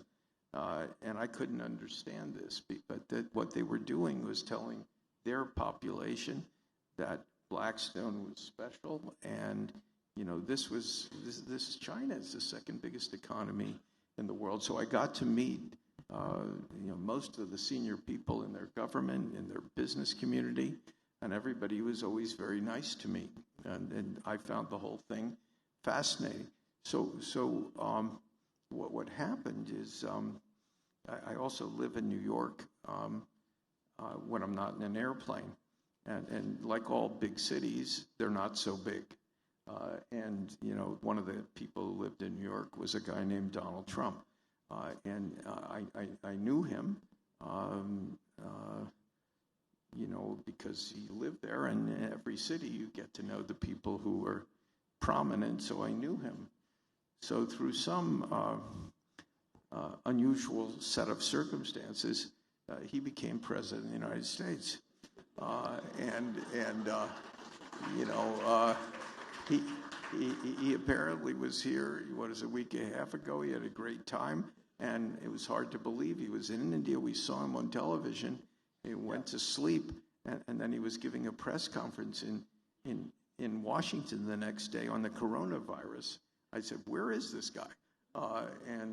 So I know him, and he had asked me to do stuff in the government I didn't want to do. I liked my life the way it is, and in the meanwhile, everybody was sort of surprised he was elected, and by accident I was in Davos, and President Xi was there. I had met President Xi before. He was the party secretary of Shanghai, and I spent time with him there. And so I was invited to a lunch for 36 people, 18 Chinese officials on one side of the table, and 18 of us civilians on the other. And I was seated almost exactly opposite President Xi. And he asked, like everybody else in the world was asking, "How did your election turn out like this?" And I said, well, we had people who were having a bad economic time, and they were unhappy and angry, and so they wanted to vote for a change, and he's the change. And that's a lot of Americans who have not done well. And I said, as a result of that, and he was funny. He said, well, we don't know anything about what you're saying. And I said, that's all right. Nobody in America knew we had this group of a third to 40% of our population who was so unhappy. Your people didn't do bad staff work. Don't worry about it. Nobody in America knew it either. Every poll was wrong. And I said, these angry people are going to want to change the balance of relationships. They just want a better life. And all this money is being transferred to China and emerging markets economies. And one of the things that President Trump's going to do, because he wasn't president for 2 days, is he's going to try and change that, because that's why people elected him. And if you don't accommodate that, then there's going to be all kinds of friction. But don't assume it's him as a person. Because if he's not president, the next president is going to do the same thing unless you make changes. And so it was really shocking. I mean, I'm like a normal person, like having this conversation. And he says, well, if that's true, I have no reason to not believe that, then China will be prepared to make significant changes in our economic relationship with the United States. And I'd like you to go and tell your president that. And I said, okay, I'll do that. And then he said, I'd like you personally to serve as a bridge between the two countries to do that. I just showed up for lunch. I had no objectives. I didn't want to have my life diverted on this. Why would you? But I was sort of stuck with it. If the president of China is going to ask you, anyhow, I called to be President Trump in 2 days, and I told him about the meeting. So President Trump said, "Why don't you invite him to Mar-a-Lago?" I said, "For what?" He said, "Well, I'd like to get to know him." I said, "Really?" I said, "Presidents of China don't fly across oceans to play golf. I mean, that's not what they do. They come with 100 or 200 people. I mean, that's how that works." And he said, "Well, just make sure you find him and ask him, and I think he'll come."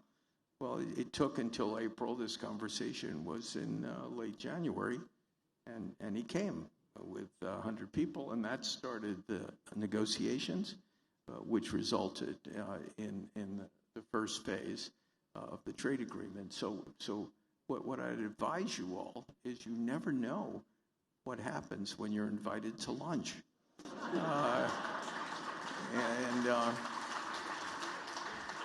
It was a quite fascinating thing. It's like anybody who's in the financial business, who's an intermediary, and you have two companies trying to do something, in this case, who's two countries, who basically didn't have hardly any relationships in the trade area at all, that, just sort of interpreting what each side is saying is useful, since, I was trusted by everyone, not because I had a role. It's because I knew everybody from another incarnation, right? I knew everybody. And, my job is just to tell the truth and figure out what's going on, and anybody else would do exactly the same thing if you were in the position. But this is very volatile, because every country, as you know here, you have a complicated country. Our country's pretty complicated too. In China, which looks like it's just one country, they've got their hardliners, they've got their reformers. Whenever you try and do something, if you're an outsider, you think that whoever's talking you is talking with one voice, but it's complicated to get things done. Almost every place, including with them, and on our side, our government wasn't sure exactly what they were able to get either. So it was a real adventure, and I'm glad we got to that first conclusion. And had there not been the coronavirus, we would be deeply involved with phase 2, which the world was told was going to happen. And both sides, I think, would like to have that happen. And so from a relationship perspective, which you asked, things are improved. There is no miracle cure for these types of relationships with two aggressive, powerful countries. But we've managed to defuse things, and that's better for the world. It's better for your country that occurred, and hopefully we'll make further progress. Right. So if you look at the US-China fight, while obviously it destabilizes the global scene, and there's been comparisons to the First World War or the situation before the First World War, does it, and in fact combined with also the coronavirus which originated in China, but one fallout of that is that every MNC is looking for a China plus one strategy. That is not to have, like Apple, all their eggs in the China basket. To what extent can India benefit from that? What does India need to do? Why is it not benefiting enough? I think in India you have not experienced the sense of panic, which is the only way I can describe it in the developed world. People are they're just not going to anything. They're not traveling. Sports events are being closed. Universities are being closed. Other schools are being closed. Nobody wants to go to a movie. It's like the world is shutting itself down. This is a really difficult thing. I was in Europe last week, and I was meeting with somebody who was the head of a country, and he was telling me that he had all these calls from his business community because their supply chain was highly concentrated, in this case in China. And, they felt they were now at risk in certain critical areas because they couldn't get supply. And they were going to have to change that. And you didn't need a government to mandate that. He said, look, I'm just sort of being responsive. And I think, I've talked to a lot of business people who either can't get shipments or can't sell anything, and these people are becoming scared. So what normally happens with human beings when they go through what is a traumatic experience for them is they'll look for some modification. And I think what will happen is that supply chains will be more diversified. That doesn't mean everyone is leaving China. That's not even vaguely possible. So there's going to be a list of other places to go. There'll also be changes in reshoring. In other words, there are a number of industries or companies that will make sure that more of their supply chain is in their own country, even though it will be more expensive for a country like India. This is really a great potential opportunity. Right. But to realize on that opportunity, and I'm not supposed to be telling you how to run your country, but you really have to get organized. And it's not just going to happen because India is a difficult country for people who haven't operated in it. It's complex, all these approvals, tough to get things done. For you to win this race, you're going to have to organize differently. There's going to have to be some group of people that aggressively seeks these new things and has guarantee of execution. Because to the extent that people run into friction, they'll tell their friends, and whatever opportunity you have will be dissipated. And it's really execution and attraction. But what you have coming up is more of a jump ball. But you have to, put your uniform on. You have to jump high to get the jump ball. Then you have to tip it to one of your own players. And if you don't do that, the other team someplace will get the ball. Just to come back to the book for a moment, there are many many anecdotes in the book. There's the locust episode with Merkel. There is the call to Hank Paulson, which I think your wife persuaded you to be. Which is your favorite anecdote from the book? Well, he mentioned something with Mrs. Merkel, who's a lovely person. And we're in the private equity business, which at one point was controversial. And they wrote some article in one of the prominent German publications that we were, not we in particular, but private equity people were locusts. And I don't even know why you would be a locust, but that was completely wrong. So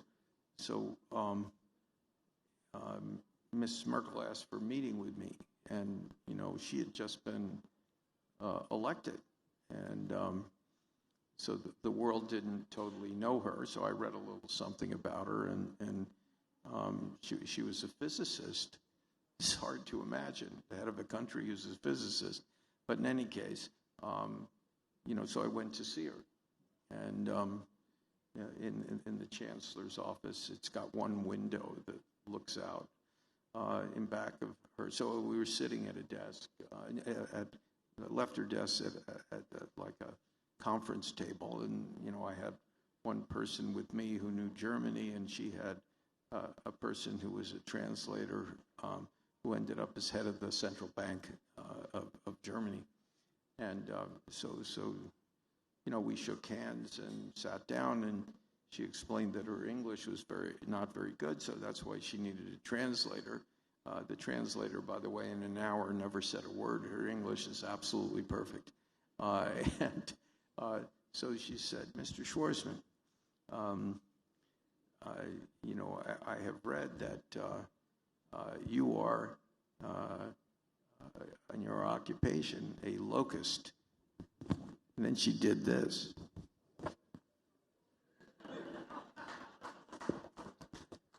I'm sitting there, like, this is the most powerful person in Europe, making pretend she's a locust. So I said, "Mrs. Merkel, we are good locusts."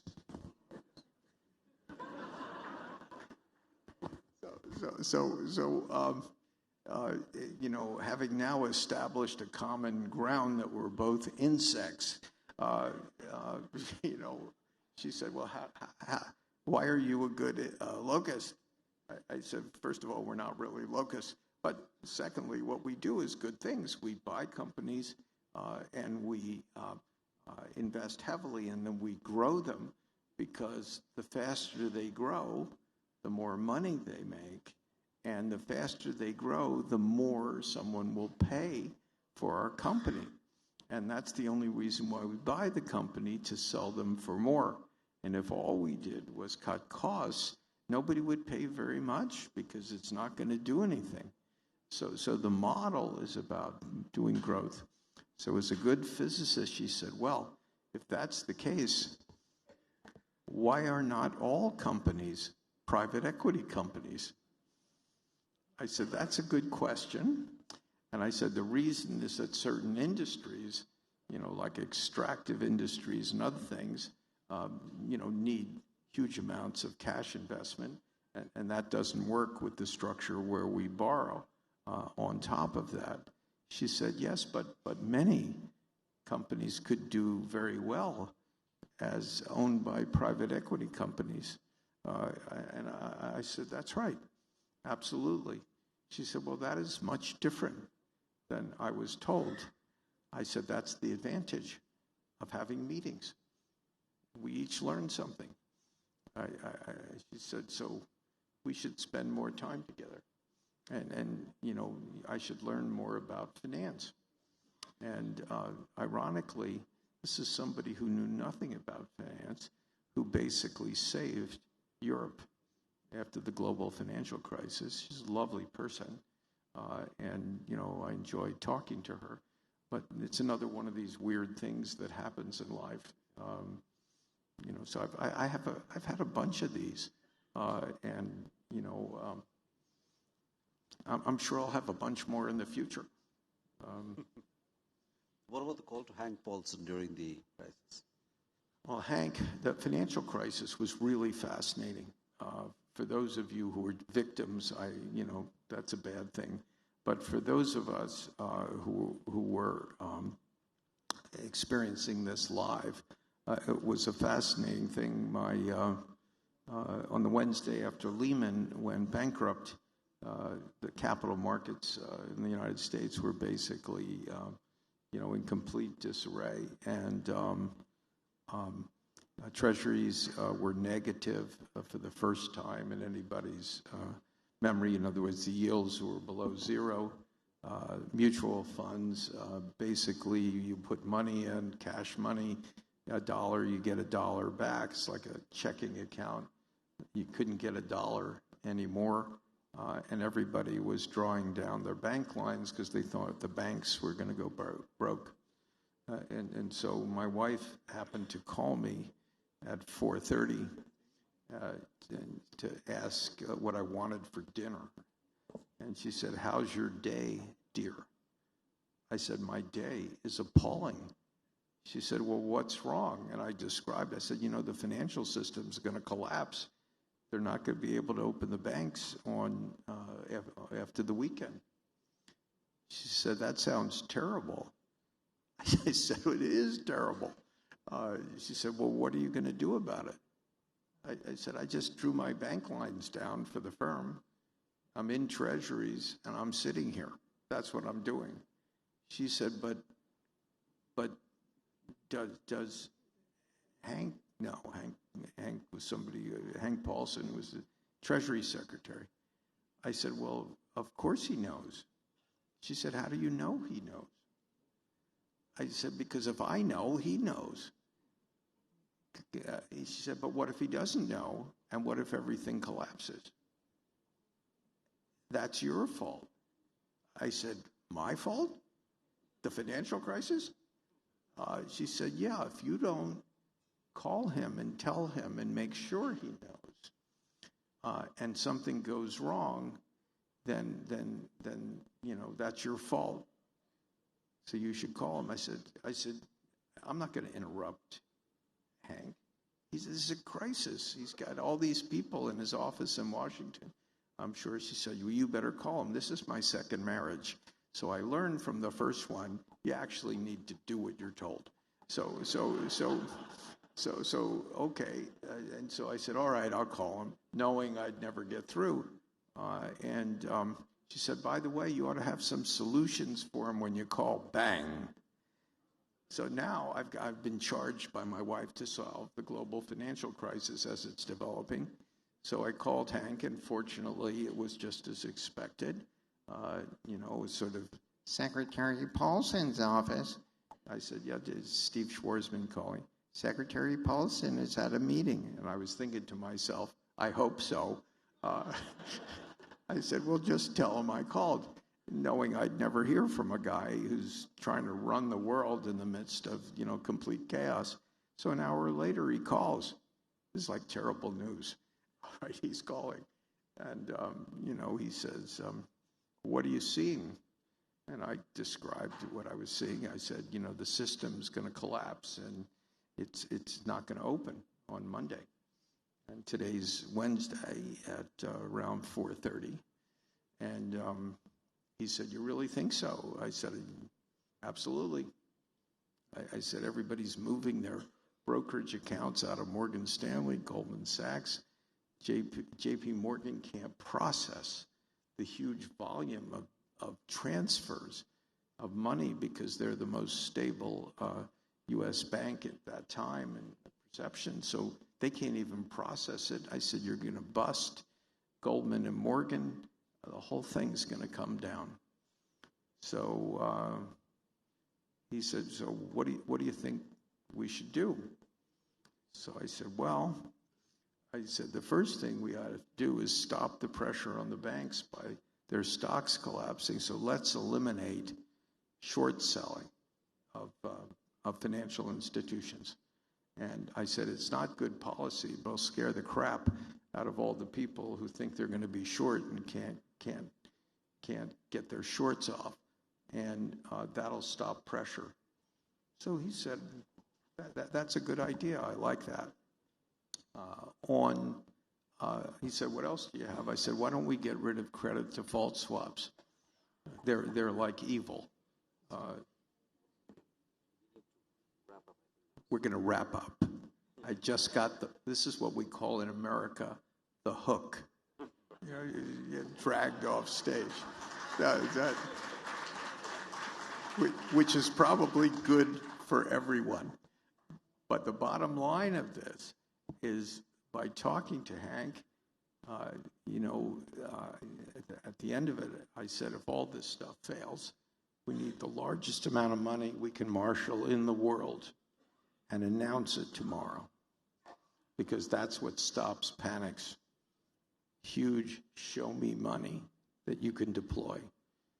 So he said he wasn't ready for that. I said, if you're not ready for it, by the time you study it, you won't need it at all. The system will be gone. And so, they ended up doing that the next day. That was called the TARP. And so this started an adventure of probably about 30 people in the United States talking to Hank and Ben Bernanke and the rest of them, because nobody really knew what to do, and you experiment. Anyhow, I'm going to give you an opportunity to talk to some government officials. You've had enough of the private sector, and I want to say thank you for your attention and thank you for your support.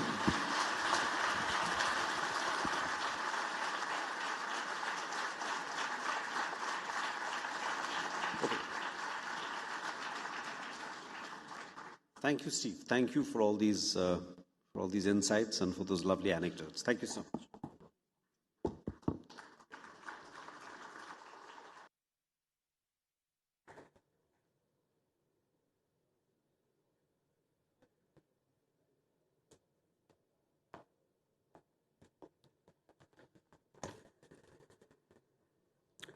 Thank you, Mr. Schwarzman. Thank you, both. Once again, a round of applause for them, ladies and gentlemen. Some wonderful stories, some great anecdotes. Could have gone on listening to them. But now it's time to get seated, await the presence of our chief guest.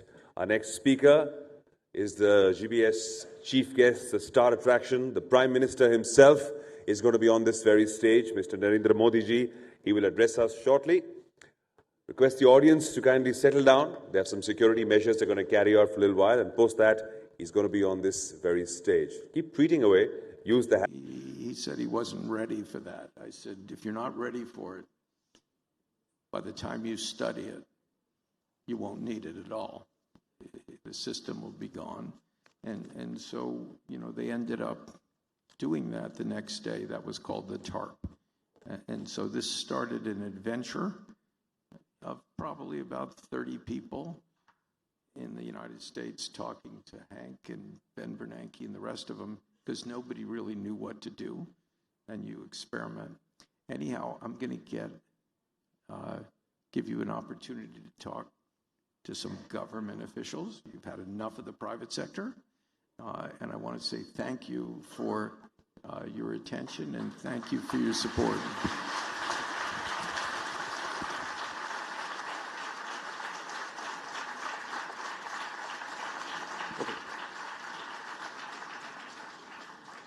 Thank you, Steve. Thank you for all these insights and for those lovely anecdotes. Thank you so much.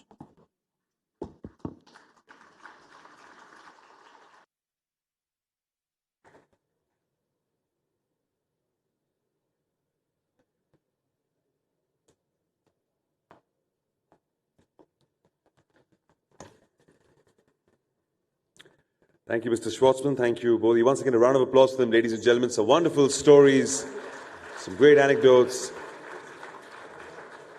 Could have gone on listening to them. But now it's time to get seated, await the presence of our chief guest.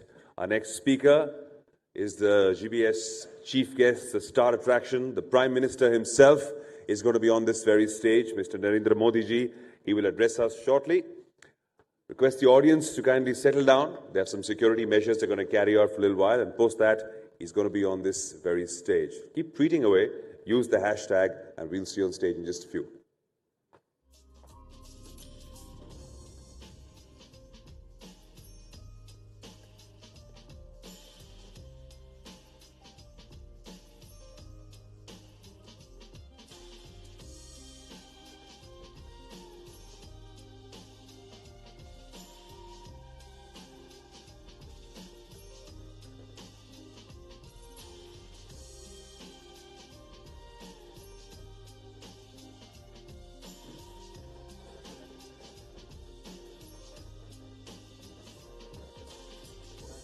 Walls. We're beginning to see them everywhere. Walls to stop people. Walls to stop commerce. Walls to stop ideas. The thing is that when we stop people, commerce, and ideas, we stop progress. Our future depends on sustainability, transparency, and the free flow of talent, technology, and innovation. It's time to reimagine collaboration for a better tomorrow. The new mantra of collaboration is building constructive dialogues that generate sustainable ways of engaging with the world and discovering new opportunities.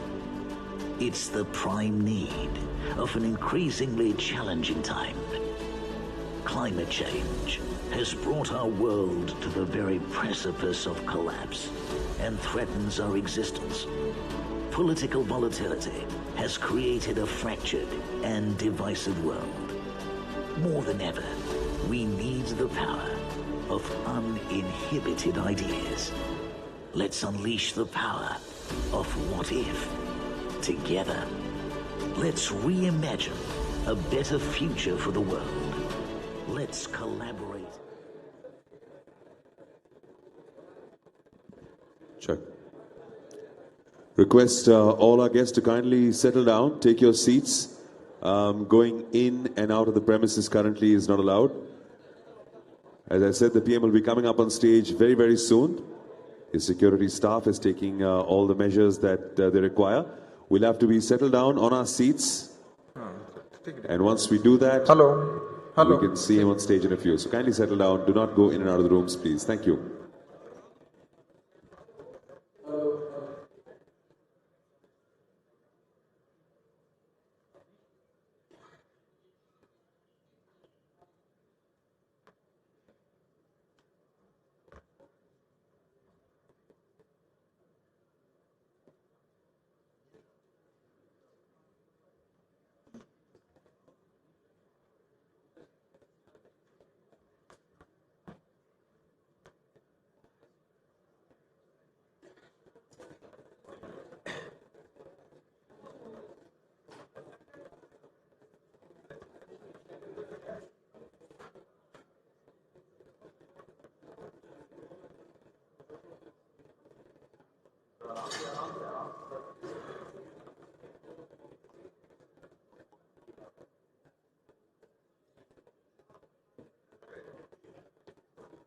चलो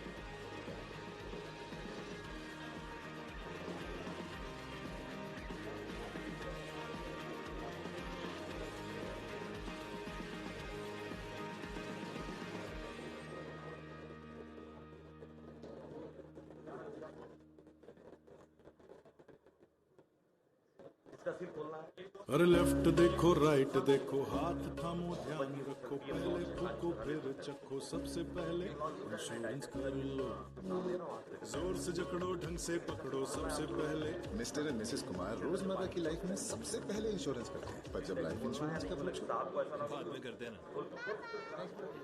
सबसे पहले अपनी life को भी दीजिए ना life insurance का भरोसा सबसे पहले life insurance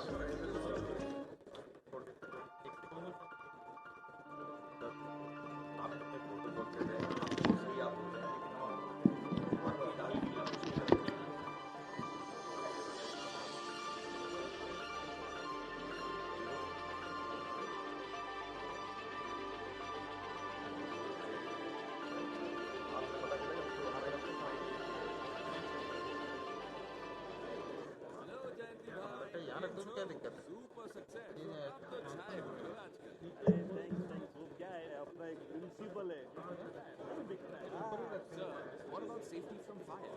In case of fire hazard, will they save your production? Cable कौन सा लगाया है? केबल का क्या है? कोई भी चलता है। जयंती भाई, यही चलता है, बाद में जलता है। 90% of the electrical fires are caused due to short circuit. Cables are a very important part of it. If not of importance to consider fire safe cable. Ignore the fire safe cables from Dravid. Remember, business is safe if your cable is fire safe.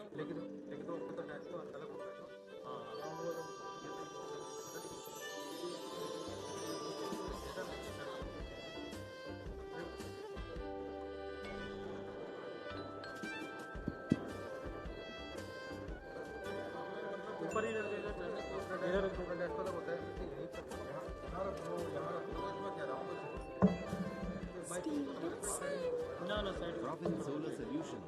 Why not steal the sun?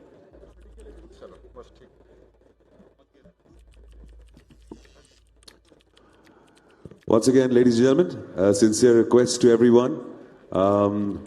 We have been told that the PM has arrived in the premises and we need for him to come onto stage. We'll all have to be seated on our seats. So we'll have to be seated. There's no going in and out of the rooms. We can commence with the program the second we're all seated and they take their last minute measures and checks. Kindly please settle down so we can commence this first day of the GBS.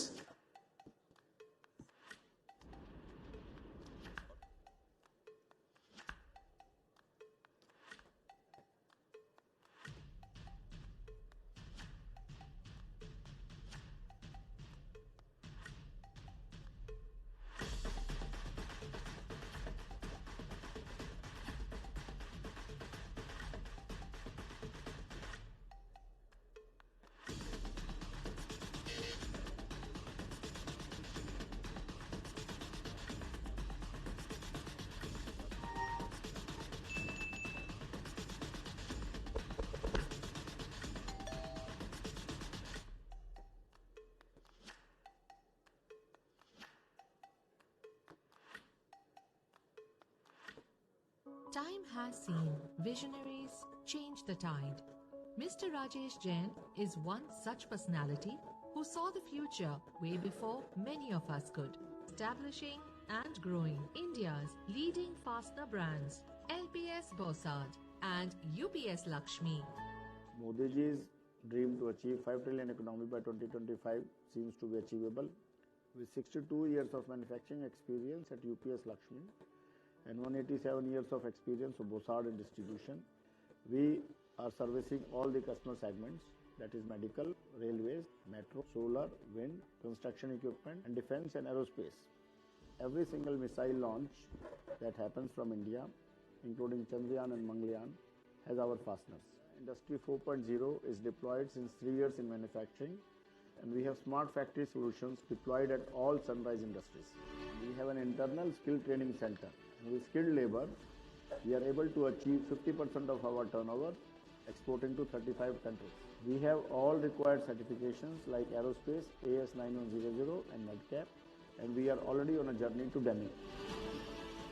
Inclusive growth is inevitable when leaders like Mr. Jain lead the way. LPS Bossard, UPS Lakshmi. fastening technologies together for an inclusive growth.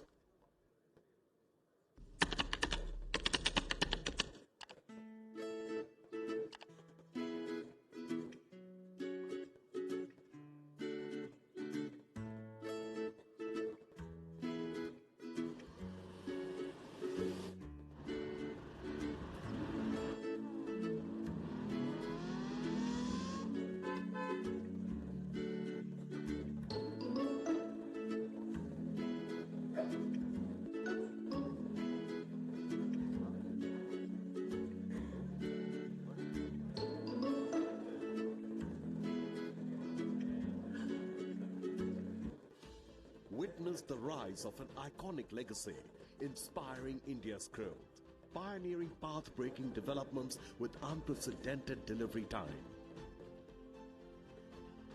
galvanizing a future-ready growth curve, presenting Vascon Engineers.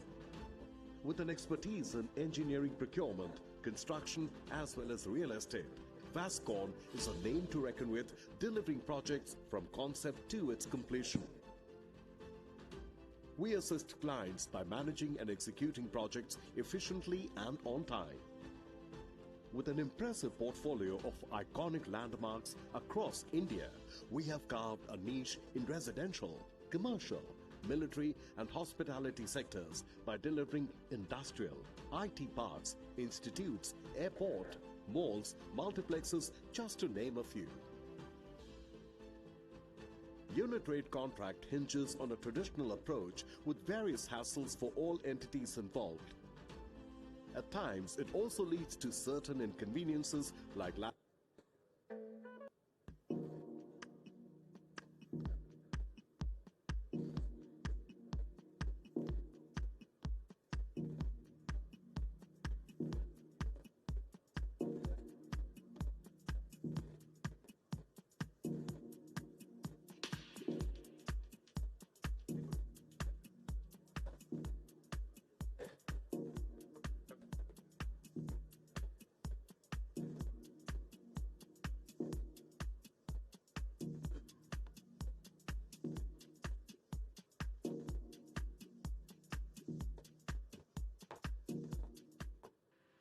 The surge of PET bottles. All right, thank you so much for all your cooperation, ladies and gentlemen. Yes, the moment is here.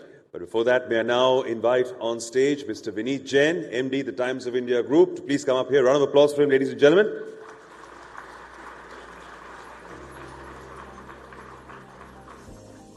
Hi, Vineet, welcome. All right, and I think the doors can open. Ladies and gentlemen, boys and girls, let's give a huge round of applause to our Honorable Prime Minister. He's here with us, ladies and gentlemen.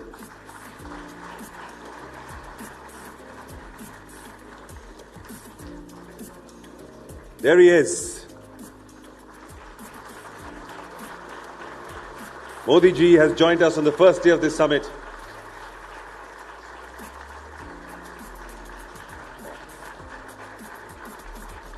May I request Mr. Vineet Jain to please present the Prime Minister with a shawl now.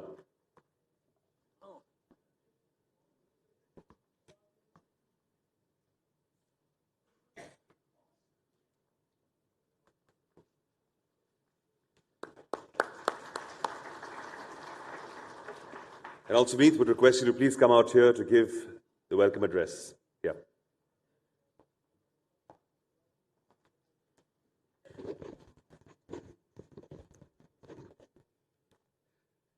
Prime Minister Shri Narendra Modi, Ministers, ladies and gentlemen, on behalf of Economic Times, welcome to the Global Business Summit.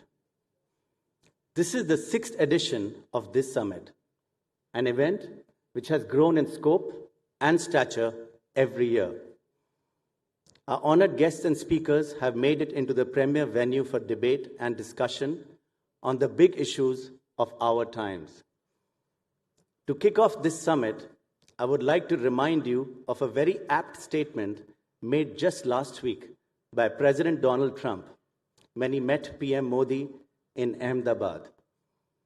He said that while India, in the years since independence, has come very far, it is nothing compared to how far India will go.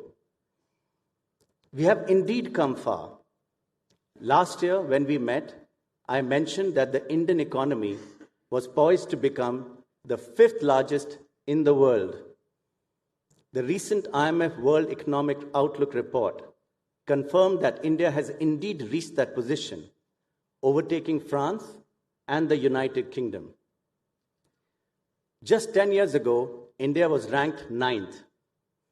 Let me take a moment to congratulate the Prime Minister and the Finance Minister for laying the foundations that led the country reach these commanding heights.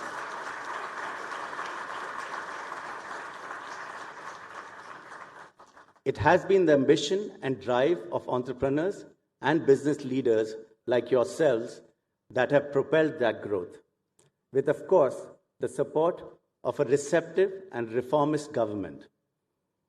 The Prime Minister and his team have worked towards encouraging investment, enabling business, and empowering Indian citizens from all sections of society. The results are clear. Even with global headwinds, the resilience of the Indian economy is apparent. We seem to have weathered the slowdown with green shoots of growth now visible in many sectors. Manufacturing and service PMI in January was at a 6-year high, and core infrastructure activity has also rebounded, aided by government's proactive measures on the infrastructure and tax fronts. Retail investors continue to repose their faith in Indian markets by investing in systematic investment plans. A pickup in earnings growth would vindicate their faith and provide more fuel for growth. The recent budget had many measures to boost investment and sentiments. These include giving more leeway to sovereign wealth funds to invest in infrastructure, the proposed listing of LIC, the scrapping of the dividend distribution tax, among other measures. Ladies and gentlemen, what I've said so far deals with the business part of the summit's name. The global part is a rather different story. Last year, we talked about the challenges of a globalizing economy, in which some of the leading economies, notably the US and Britain, seem to be turning away from globalization. I'm sure that none of us imagined that a year later, it would be the coronavirus epidemic that is the main cause of global economic strife, instead of Brexit or a US-China trade war. It goes to show that life can throw up unexpected surprises. You never know what can happen next. I can, however, tell you what you are going to get over the next 2 days of the Global Business Summit. We have an incredible lineup of speakers who will spur debate on the most important issues facing business and the economy, and indeed our planet. We have already heard Cherry Blair and Stephen Schwarzman. Tomorrow, Defense Minister Rajnath Singh, Foreign Minister S. Jaishankar, and Railways and Commerce Minister Mr. Piyush Goyal and some other ministers will take the stage. And in between, we have entrepreneurs, technocrats, economists, and thought leaders, all of whom make this gathering truly the finest forum for ideas in India. And of course, setting the agenda for the summit is the Prime Minister, who will speak about the next steps on the journey of the Indian economy as it moves towards the 5 trillion target that he has set. Thank you, ladies and gentlemen. Thank you, Prime Minister.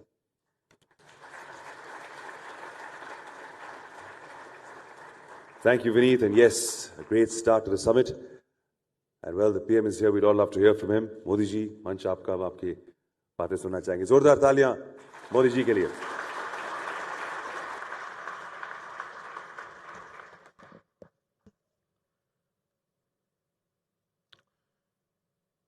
Global business summit के इस मंच पर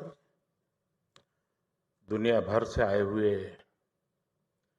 सभी experts के बीच economic times ने मुझे अपनी बात रखने का अवसर दिया है। आज सुबह से आप लोग जब से बैठे हैं, या अनेक विषयों पर चर्चा हुई है। बिजनेस वर्ल्ड के प्रोमिनेंट लोगों ने अपने आइडियाज देना शुरू किया है और कल भी मिलते रहेंगे।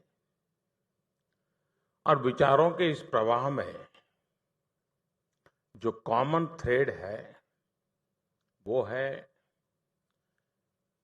Collaborate to create.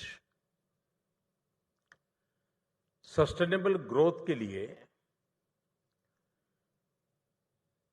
Collaborate to create का ये विजन आज की आवश्यकता भी है और भविष्य का आधार भी है। और हम सब जानते हैं ये विजन अचानक बीते कुछ वर्षों के विचारों से निकल करके आया हो, ऐसा भी नहीं है। विघटन से क्या क्या नुकसान होता है, इसका दुनिया को अनुभव है। और जब साथ चले तो संभल गए, जब आमने सामने हुए तो बिखर गए। कोलैबोरेट टू क्रिएट का विचार जितना पुराना है उतना ही प्रासंगिक भी है। हर युग में नए नए चैलेंजेस सामने आते हैं।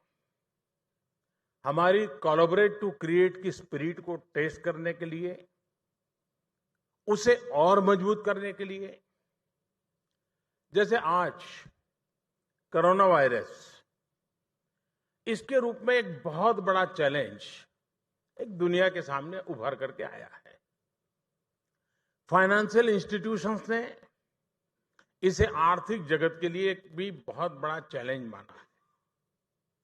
आज हम सब को मिलकर इस चुनौती का सामना करना है। कोलैबोरेट टू क्रिएट की संकल्प शक्ति से हमें विजयी होना है।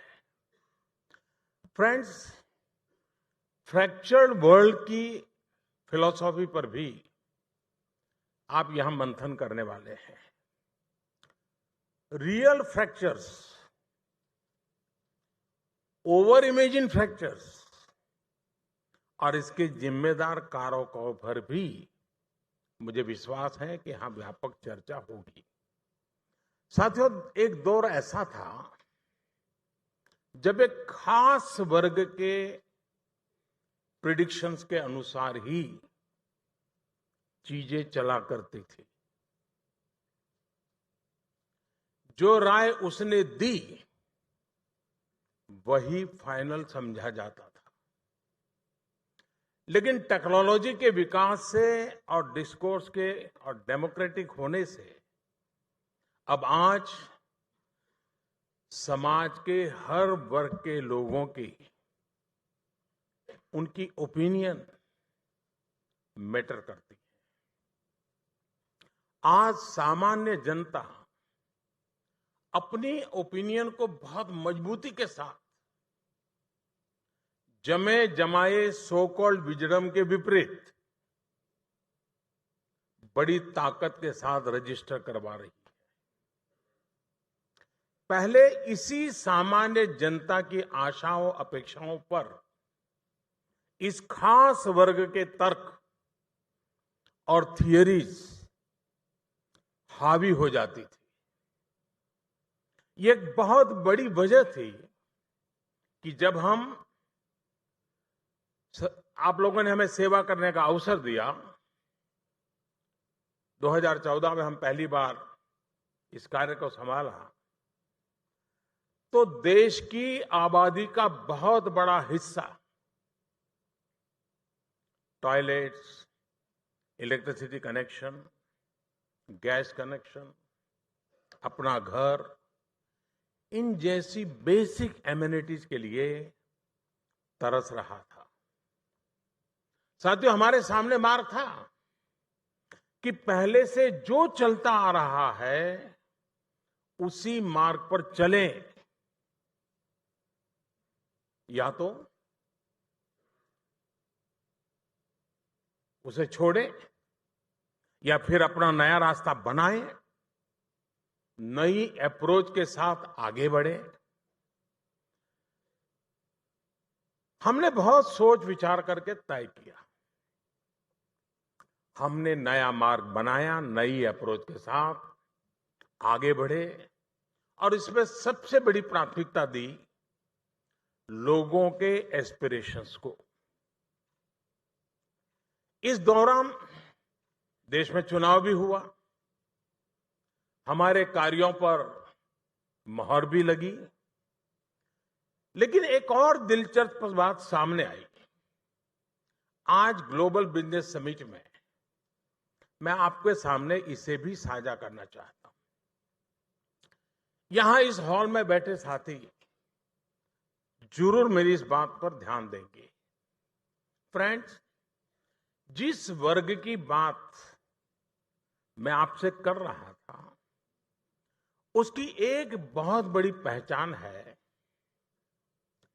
टॉकिंग द राइट थिंग्स, यानी हमेशा सही बात बोलना। सही बात कहने में कोई बुराई भी नहीं है, लेकिन इस वर्ग को ऐसे लोगों से नफरत है, चीड़ है, जो डूइंग द राइट थिंग्स पर चलते हैं।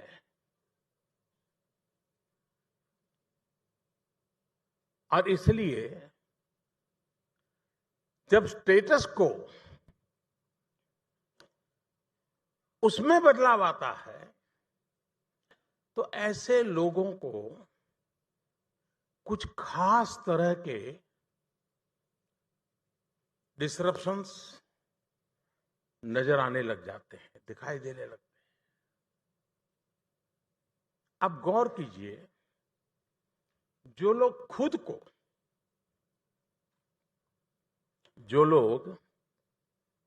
खुद को जेंडर जस्टिस का मसीहा बताते हैं, वे 3 तलाक के खिलाफ कानून बनाने के हमारे फैसले का विरोध करते हैं।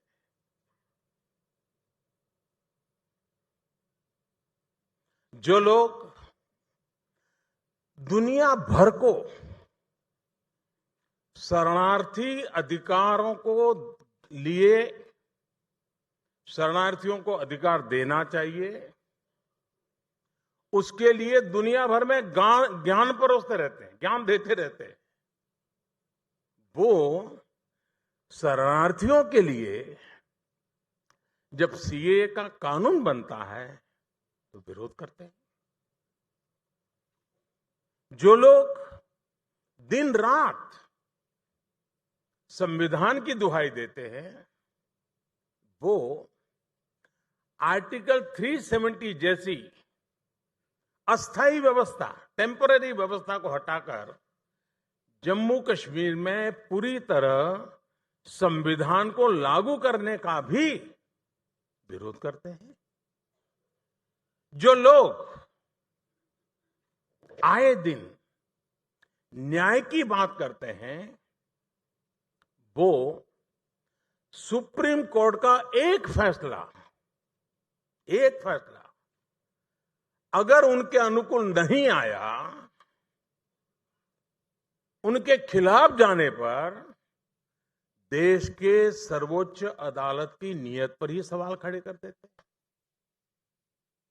साथियों, आप में से कुछ ने रामचरितमानस की ये चौपाई जरूर सुनी होगी, और उस चौपाई में जो कहा गया है वो आज भी रिलेवेंट है। पर उपदेश कुशल बहुतेरे, पर उपदेश कुशल बहुतेरे, जे आचर ही ते नर न घनेरे, यानी दूसरों को उपदेश देना तो बहुत आसान है, लेकिन स्वयं उन उपदेशों पर अमल करना बहुत कठिन है। जब तक स्टेटस को रहता है उन्हें दिक्कत नहीं होती। ऐसे लोग मानते हैं और उनकी सोच है कि inaction is the most convenient action.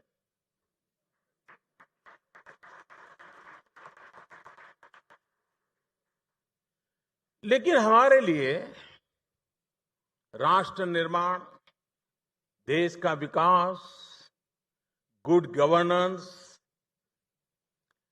ये सारी बातें कन्वीनियंस का विषय नहीं रहा है। हमारे लिए ये कन्विक्शन है।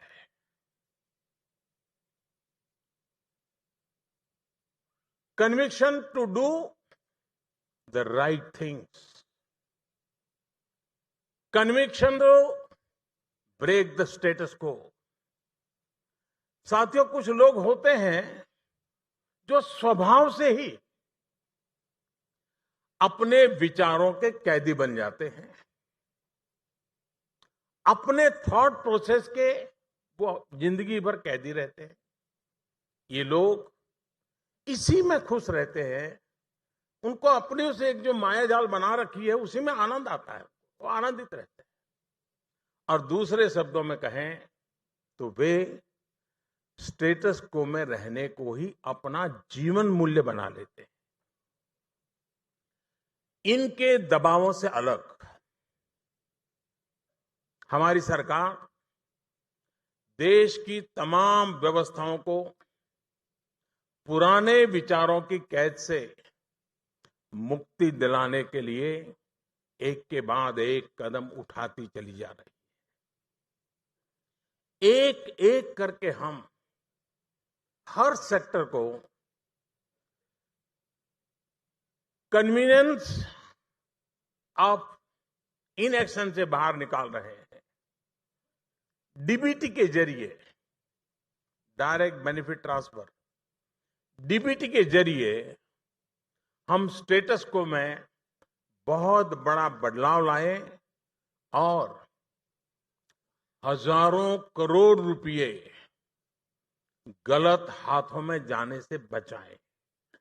ये कहना सरल है कि दिल्ली से 1 रुपया निकलता है तो 15 पैसा पहुंचता है, लेकिन इतने से बात पूरी नहीं होती है। 1 रुपया मतलब कि 100 पैसा कैसे पहुंचे, इसके लिए एक्शन जरूरी होता है। अब देखिए, रेरा कानून बनाकर हमने रियल एस्टेट सेक्टर को काले धन के बंधन से मुक्त करने का बहुत ही बड़ा कदम उठाया है और मध्यम वर्ग की पहुंच उसके सपनों के घर तक, वो अपने सपनों को पूरा करे, वहां तक हमने पहुंचाई है। मुक्ति का ये अभियान कॉरपोरेट वर्ल्ड में भी चला। आईबीसी बनाकर हमने स्टेटस को बदला और हजारों करोड़ रुपए की वापसी सुनिश्चित करने के साथ ही मुसीबत में फंसी कंपनियों को एक मार्ग भी दिखाया। वरना हमारे यहां वन वे था, आ तो सकते हो अंदर, नहीं निकल नहीं सकते। हमने निकलने के लिए भी अवसर पैदा किए। हर कोई बेईमान नहीं होता है, कभी कभी मुसीबत के कारण फंस जाता है। अपने उसने जो प्लान किया है वो एक आध रुकावट आ जाती है। उसी प्रकार से मुद्रा योजना बनाकर भी हमने बैंकिंग व्यवस्था को पुरानी सोच से निकाला और 11 लाख करोड़ रुपए से ज्यादा, ये आंकड़ा छोटा नहीं है, 11 लाख करोड़ रुपए से ज्यादा बिना बैंक गारंटी देश के युवाओं को, देश की महिलाओं को फर्स्ट टाइम एंटरप्रेन्योर को हमने रोजगार के लिए ये रुपये उनके हाथ में दिए।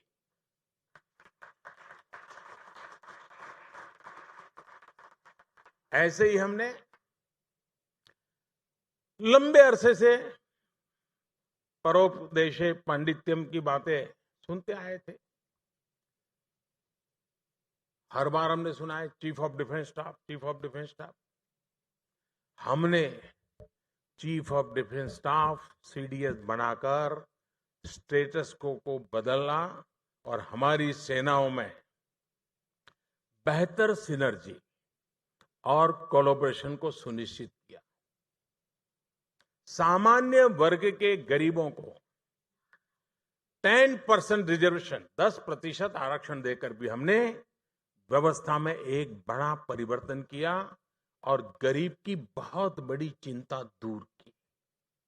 साथियों, 2014 के बाद से देश cooperation in spirit, collaboration in action और कॉम्बिनेशन ऑफ आइडियाज को लेकर लगातार आगे चल रहा है। आज भारत सस्टेनेबल ग्रोथ का एक ऐसा मॉडल क्रिएट कर रहा है जो पूरे विश्व के लिए लाभकारी होगा। दुनिया का सबसे बड़ा फाइनेंशियल इंक्लूजन प्रोग्राम, दुनिया का सबसे बड़ा सैनिटेशन प्रोग्राम, दुनिया की सबसे बड़ी हेल्थ एश्योरेंस स्कीम, ऐसी अनेक योजनाएं जिसके अनुभव दुनिया के विकास में मदद कर रहे हैं। 21वीं सदी का भारत बहुत कुछ सीख रहा है और देश के लोगों तक विकास का लाभ पहुंचाने के लिए उतना ही तत्पर भी है। फ्रेंड्स, अलग अलग सेक्टरों पर, अलग अलग क्षेत्रों में इसके परिणाम स्पष्ट दिखाई दे रहे हैं। 6 साल पहले देश में हाईवे कंस्ट्रक्शन की स्पीड पर डे करीब 12 किलोमीटर थी, पर डे 12 किलोमीटर। आज ये पर डे 30 किलोमीटर के आसपास है। 6 साल पहले स्थिति ये थी कि एक साल में 600 किलोमीटर रेलवे लाइन का इलेक्ट्रिफिकेशन होता था, बिजलीकरण हो रहा था। एक साल में 600 किलोमीटर। पिछले साल हमने 5300 किलोमीटर रेलवे रूट का बिजलीकरण किया। इस साल 6 साल पहले हमारे एयरपोर्ट्स करीब 17 करोड़ पैसेंजर्स को हैंडल करते रहे। अब 34 करोड़ से ज्यादा को हैंडल कर रहे हैं। 6 साल पहले हमारे मेजर पोर्ट, उस पर कार्गो हैंडलिंग करीब 550 मिलियन टन के आसपास थी। अब ये बढ़कर 700 मिलियन टन के पास पहुंच गई है। और एक महत्वपूर्ण चीज हुई है जिसकी तरफ भी आपका ध्यान देना जरूरी है। ये है मेजर पोर्ट्स पर टर्न अराउंड टाइम। 6 साल पहले पोर्ट्स पर टर्न अराउंड टाइम करीब करीब 100 घंटे के आसपास होता था, 100 आवर्स। अब ये घटकर 60 घंटे पर आ चुका है। इसे और कम करने के लिए निरंतर काम हो रहा है। साथियों, ये 5-6 उदाहरण कनेक्टिविटी से जुड़े हुए हैं। और यहां इस हॉल में जो लोग बैठे हैं, ये प्रत्येक व्यक्ति को मालूम है उसकी कनेक्टिविटी, उससे जुड़ा इंफ्रास्ट्रक्चर, उसके लिए जुड़ा हुआ गवर्नेंस, उसके लिए जुड़े हुए निर्णय, ये इकोनॉमिक एक्टिविटी पर कितना गहरा प्रभाव उसका पड़ता है। अब मैं आपसे पूछना चाहूंगा कि क्या इतना बड़ा परिवर्तन ऐसे ही हो गया क्या? रूटीन में हो गया क्या? जी नहीं। हमने सरकारी के विभागों में जो एक वर्टिकल साइलोस की परंपरा बनी रही थी, उस साइलोस को खत्म करने के लिए भरपूर प्रयास किया है, कदम उठाए, सिस्टमेटिक एफर्ट्स किए हैं, और उसमें भी कोलैबोरेशन पर हमने बल दिया है। बिल्कुल ग्राउंड लेवल पर जाकर चीजों को ठीक करने का हमने प्रयास किया है। आज जो एयरपोर्ट्स पर काम हो रहा है, रेलवे स्टेशनों पर काम हो रहा है, मुझे पक्का भरोसा है कि आप उसके जरूर देखते हो, क्या उसके विषय में सुनते हो। हमारे देश के लोग क्या डिजर्व करते हैं और उन्हें क्या मिला था, इसका फर्क समझना भी बहुत जरूरी है। साथियों, कुछ साल पहले आए दिन रेलवे क्रॉसिंग पर हादसों की खबर आती थी, एक्सीडेंट की खबर आती थी। क्यों? क्योंकि 2014 से पहले देश में ब्रॉडगेज लाइन पर करीब करीब 9,000 अनमैन्ड लेवल क्रॉसिंग थी। अनमैन्ड लेवल क्रॉसिंग 2014 के बाद हमने अभियान चलाकर ब्रॉडगेज रेलवे लाइन को अनमैन्ड लेवल क्रॉसिंग से पूरी तरह मुक्त कर दिया।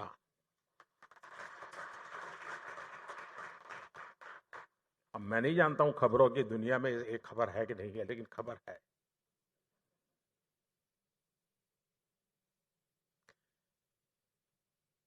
कुछ ऐसा ही हुआ बायो टॉयलेट्स को लेकर के भी।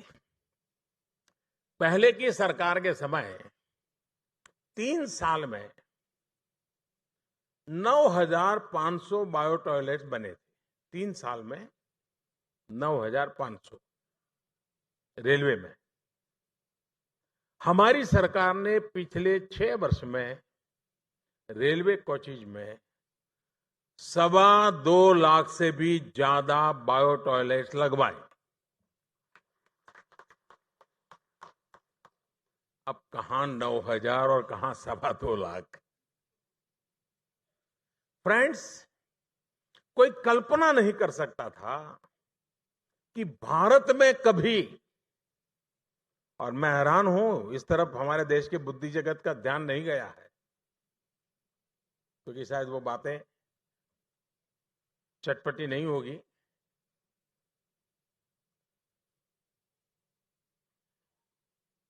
भारत में ट्रेन लेट होना ये शायद खबरों के दायरे से भी बाहर निकल गया था। ये तो होता ही है, बहुत स्वाभाविक है। इसमें क्या है भाई, ट्रेन है, लेट होती है, यही चलता था ना। इस देश में पहली बार उस कल्चर को लाया गया है जहां पर ट्रेन लेट होने पर पैसेंजर को रिफंड दिया जा रहा है।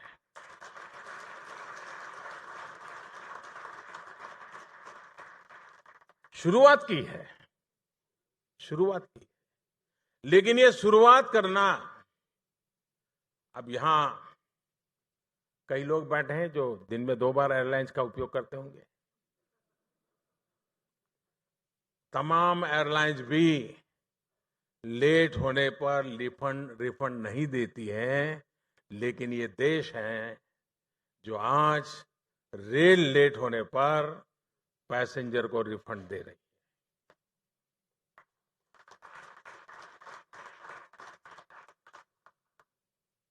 तेजस ट्रेन से चलने वालों को हमने ये सुविधा दी है, वहीं से हमने शुरुआत की है।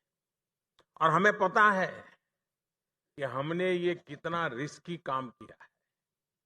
मुझे मालूम है इससे क्या होने वाला है। और आज मेरे भाषण के बाद और मेरा रिस्क बढ़ने वाला है, क्योंकि तुरंत आरटीआई वाले आज रात को ही आरटीआई डालेंगे, पत्रकार भी निकल पड़ेंगे, ये अभी तो तुरंत असाइन कर देंगे काम, ये कार्यक्रम पूरा होते ही कि जरा देखो यार कितना रिफंड गया। ये होने वाला है, और इस होने से गलत हो रहा है ऐसा मैं नहीं मानता हूं, लेकिन मुझे इस बात का संतोष है, हम लोगों को संतोष है, और हमें इतना कॉन्फिडेंस है कि ये देश को हम उस दिशा में ले जा सकते हैं जिसमें ट्रेन अगर लेट होगी तो सरकार जिम्मेवार होगी।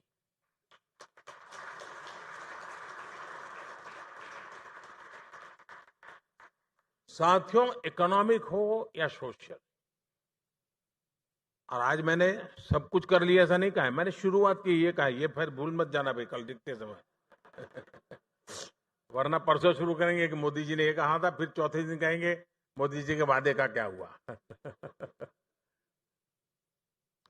आज देश परिवर्तन के एक बहुत बड़े दौर से गुजर रहा है।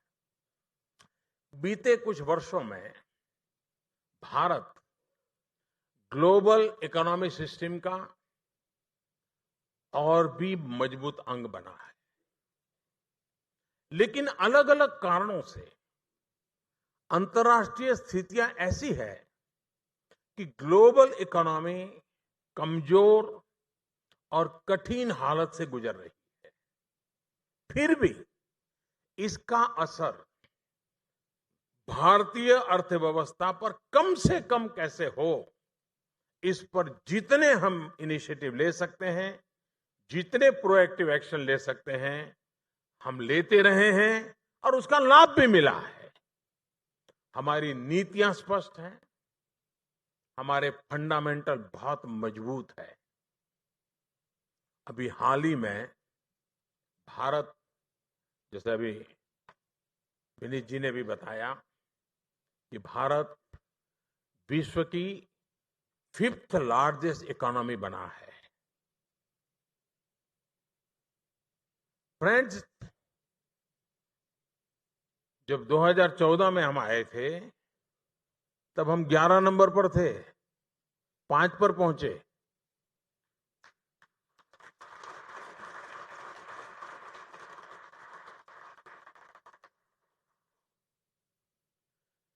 फ्रेंड्स, भारत $5 ट्रिलियन की इकोनॉमी के लक्ष्य को प्राप्त करे, इसके लिए हमारी सरकार 4 अलग अलग स्तरों पर काम कर रही है। पहला, प्राइवेट सेक्टर के साथ कोलैबोरेशन। दूसरा, फेयर कंपटीशन। तीसरा, वेल्थ क्रिएशन। और चौथा, आर्केक लॉज का डिलीशन। साथियों, हमने इंफ्रास्ट्रक्चर के क्षेत्र में 100 लाख करोड़ रुपए से ज्यादा के निवेश का रोडमैप तैयार किया है।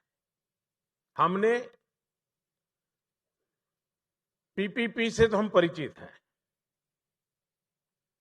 हमने पीपीपी से पीपीपी को बल देने का मार्ग चुना है। और जब मैं कहता हूं पीपीपी से पीपीपी, मतलब पब्लिक प्राइवेट पार्टनरशिप से देश के विकास को पावरफुल प्रोग्रेसिव पुश।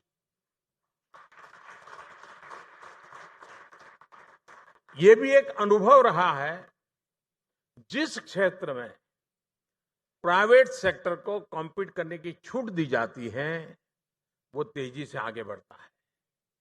और इसलिए हमारी सरकार अर्थव्यवस्था के ज्यादा से ज्यादा सेक्टर्स को प्राइवेट सेक्टर के लिए खोल रही है। साथियों, ईमानदारी के साथ जो आगे बढ़ रहा है, कंपटीशन दे रहा है, वेल्थ क्रिएट कर रहा है, सरकार उसके साथ मजबूती के साथ खड़ी है।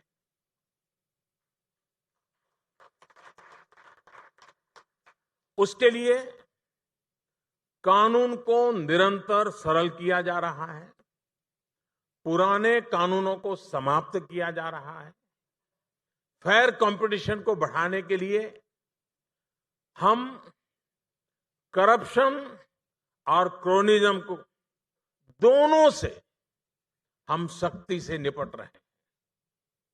बैंकिंग हो या एफडीआई पॉलिसीज हो या फिर नेचुरल रिसोर्सेज का अलॉटमेंट, क्रोनिज्म को हर जगह से हटाया जा रहा है। हमने ध्यान दिया है सिंप्लीफिकेशन पर, रेशनलाइजेशन पर, ट्रांसपेरेंसी पर। टैक्स विवादों को सुलझाने के लिए अब हम इस बजट में विवाद से विश्वास इस नाम की एक नई योजना लेकर के आए हैं। लेबर रिफॉर्म की दिशा में भी हम तेजी से आगे बढ़ रहे हैं। अभी परसों ही सरकार ने कंपनी एक्ट में बड़ा बदलाव करते हुए कई प्रावधानों को डीक्रिमिनलाइज कर दिया है।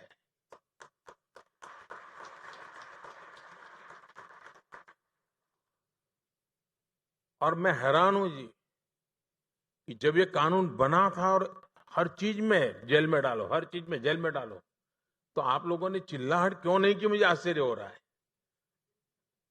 इकोनॉमिक टाइम्स ने उस समय कुछ लिखा होता है तो मैं जरूर पढ़ना चाहूंगा। साथियों, आज भारत दुनिया के उन प्रमुख देशों में है जहां कॉरपोरेट टैक्स सबसे कम है।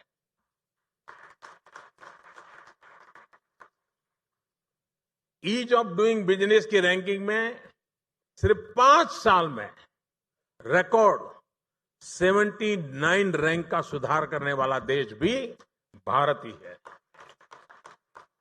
सरकार के इन प्रयासों के बीच विदेशी निवेशकों का भी भारतीय अर्थव्यवस्था में भरोसा लगातार बढ़ रहा है।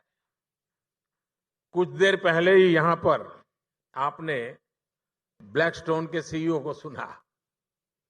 वो कह रहे थे कि भारत दुनिया में सबसे ज्यादा रिटर्न देता है और वह अपना इन्वेस्टमेंट डबल करने के लिए प्लानिंग कर रहे हैं।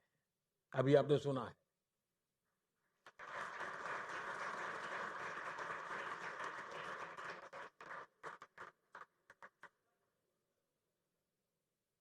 साथियों, 2019 में देश में करीब $48 बिलियन का फॉरेन डायरेक्ट इन्वेस्टमेंट आया।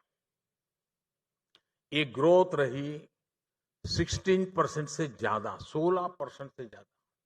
इसी तरह भारत में पिछले साल $19 बिलियन का private equity and venture capital investment आया।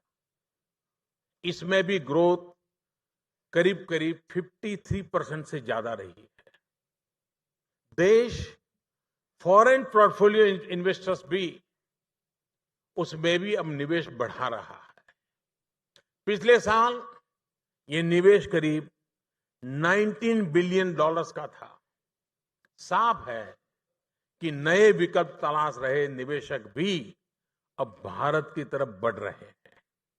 साथियों, हमारी सरकार सारे स्टेक होल्डर्स के साथ निरंतर संपर्क में है, लगातार फीडबैक लेते हुए हर स्तर पर बड़े फैसले ले रही है। स्टेटस को से देश को मुक्ति दिलाते हुए हम राष्ट्रीय स्तर पर ही नहीं बल्कि अंतर्राष्ट्रीय स्तर पर भी कोलैबोरेशन से क्रिएशन की तरफ बढ़ रहे हैं।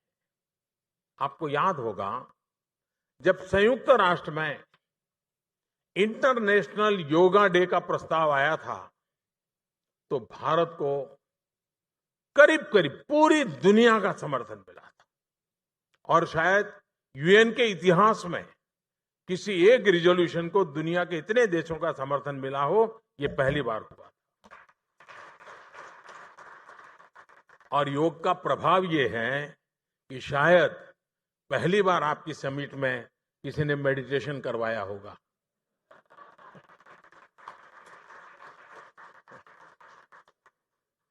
मेडिटेशन कर पाए नहीं के पहले कि आंखें तो बंद की थी सबने, ऐसा मैंने सुना है।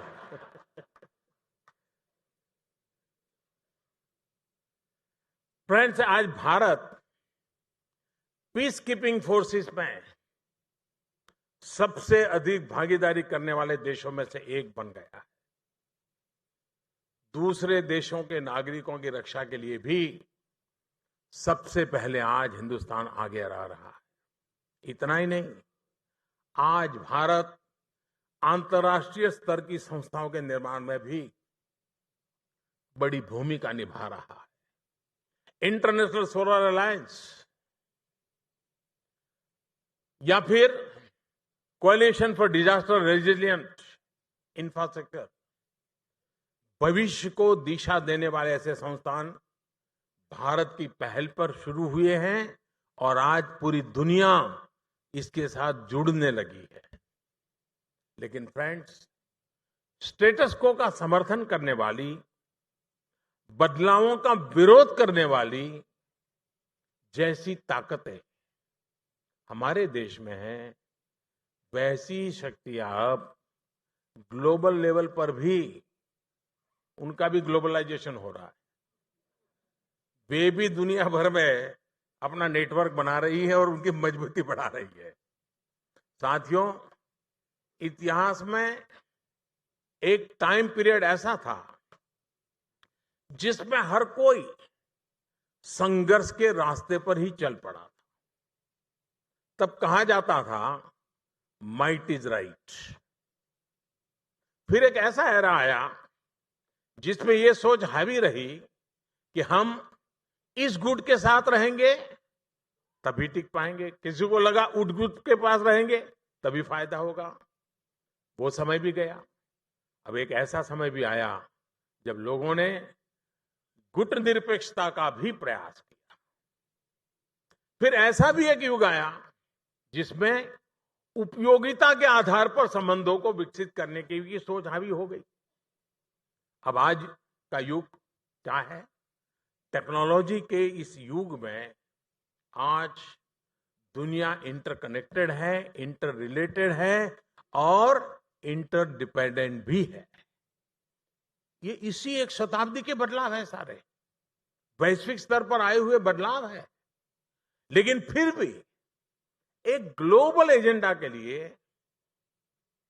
ये एक सोचने का विषय है कि ये सब बदलाव होते हुए रहने के बावजूद भी एक ग्लोबल एजेंडा के लिए, किसी वैश्विक लक्ष्य के लिए एक बहुत बड़ा सपना, बहुत बड़ा संकल्प, विश्व की गरीबी को दूर कैसे करें, आतंकवाद को कैसे खत्म करें, क्लाइमेट चेंज जैसे इश्यूज को कैसे हैंडल करें, आज भी दुनिया एक मंच पे नहीं आ रही। आज पूरे विश्व को इसकी प्रतीक्षा है, लेकिन अभी तक हो नहीं रहा है। साथियों, 21वीं सदी अपने आप में बहुत सी संभावनाओं से भरी हुई है।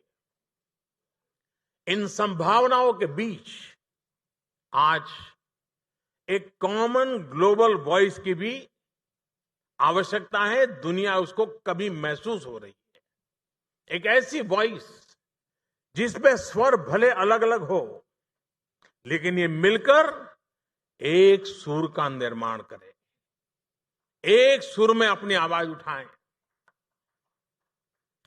आज पूरे विश्व के सामने ये सवाल है कि बदलती हुई परिस्थितियों में किसी तरह एडजस्ट होकर गुजारा करें या फिर नए तरीके से नए मार्ग का विकास करें।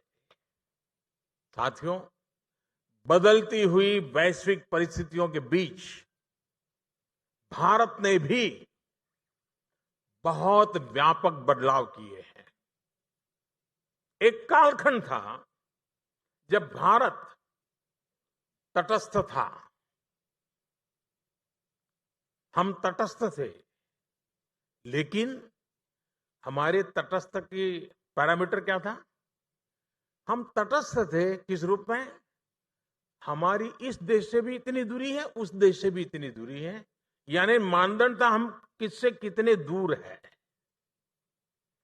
अब बदलाव कैसे आया है? आज भी हम तटस्थ हैं, आज भी भारत तटस्थ है, लेकिन दूरी के आधार पर नहीं, दोस्ती के आधार पर। अब हम किससे कितनी नजदीकी लाए हैं, तटस्थ रहते हुए भी कभी दूरी का पैरामीटर था, आज दोस्ती को हमने पैरामीटर बनाया है। हम सऊदी अरेबिया के साथ भी दोस्ती करते हैं, ईरान के साथ भी दोस्ती करते हैं, हम अमेरिका से दोस्ती करते हैं, हम रशिया से भी दोस्ती करते हैं, फिर भी हम तटस्थ हैं। और इसलिए इन बदलावों की बारीकी को समझना ये भी उतना ही आवश्यक है। एक समय था जब लोग समान दूरी बनाकर तटस्थ थे, हम समान दोस्ती करके तटस्थ है। उस कालखंड में दूरी रखकर बचने की कोशिश की गई, आज हम दोस्ती रखकर साथ चलने की कोशिश कर रहे हैं। ये भारत की आज की विदेश नीति, भारत की आज की अर्थनीति का बहुत बड़ा सार है। साथियों, महात्मा गांधी जी की एक बात के साथ मैं अपनी बात समाप्त करना चाहूंगा। गांधी जी कहते थे कि मैं भारत का उत्थान इसलिए चाहता हूं कि सारी दुनिया उसका लाभ उठा सके। इस एक पंक्ति में ग्लोबलाइजेशन की भारतीय सोच भी है और आगे के लिए कोलैबोरेशन का मंत्र भी है। मैं फिर एक बार इतने महत्वपूर्ण विषयों पर जो मंथन की आपने योजना बनाई है, उसके लिए मैं आपको बहुत शुभकामनाएं देता हूं। और मुझे आपके बीच आने का अवसर मिला, इसके लिए मैं आपका धन्यवाद करता हूं। आप सभी का भी हृदय से धन्यवाद करते हुए मैं मेरी वाणी को विराम देता हूं। Thank you.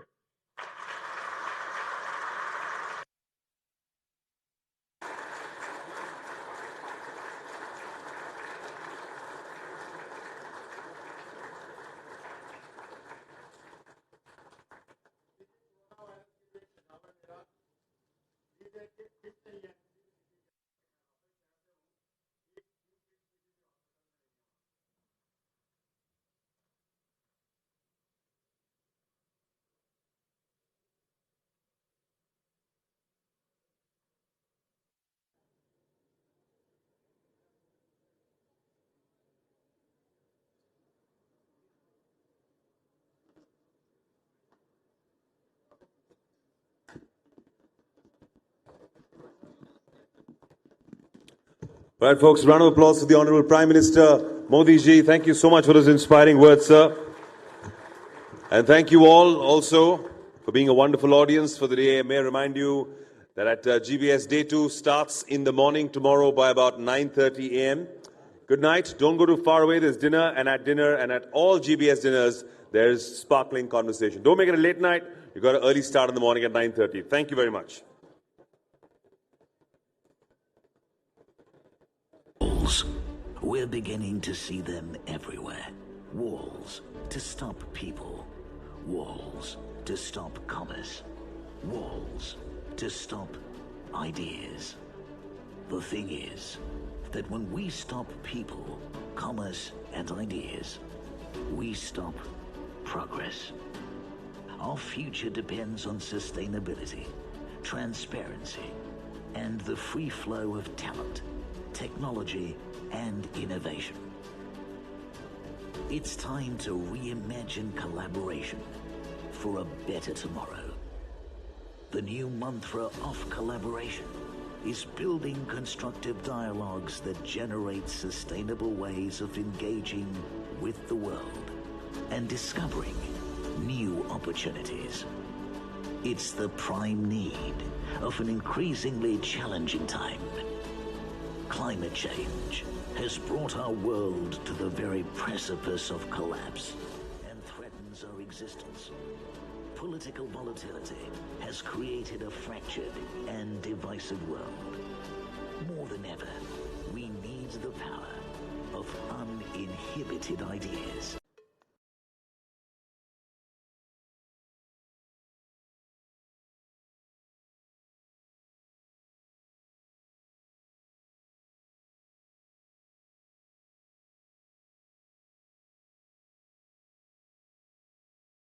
Economy is apparent. We seem to have weathered the slowdown with green shoots of growth now visible in many sectors. Manufacturing and service PMI in January was at a 6-year high, and core infrastructure activity has also rebounded, aided by government's proactive measures on the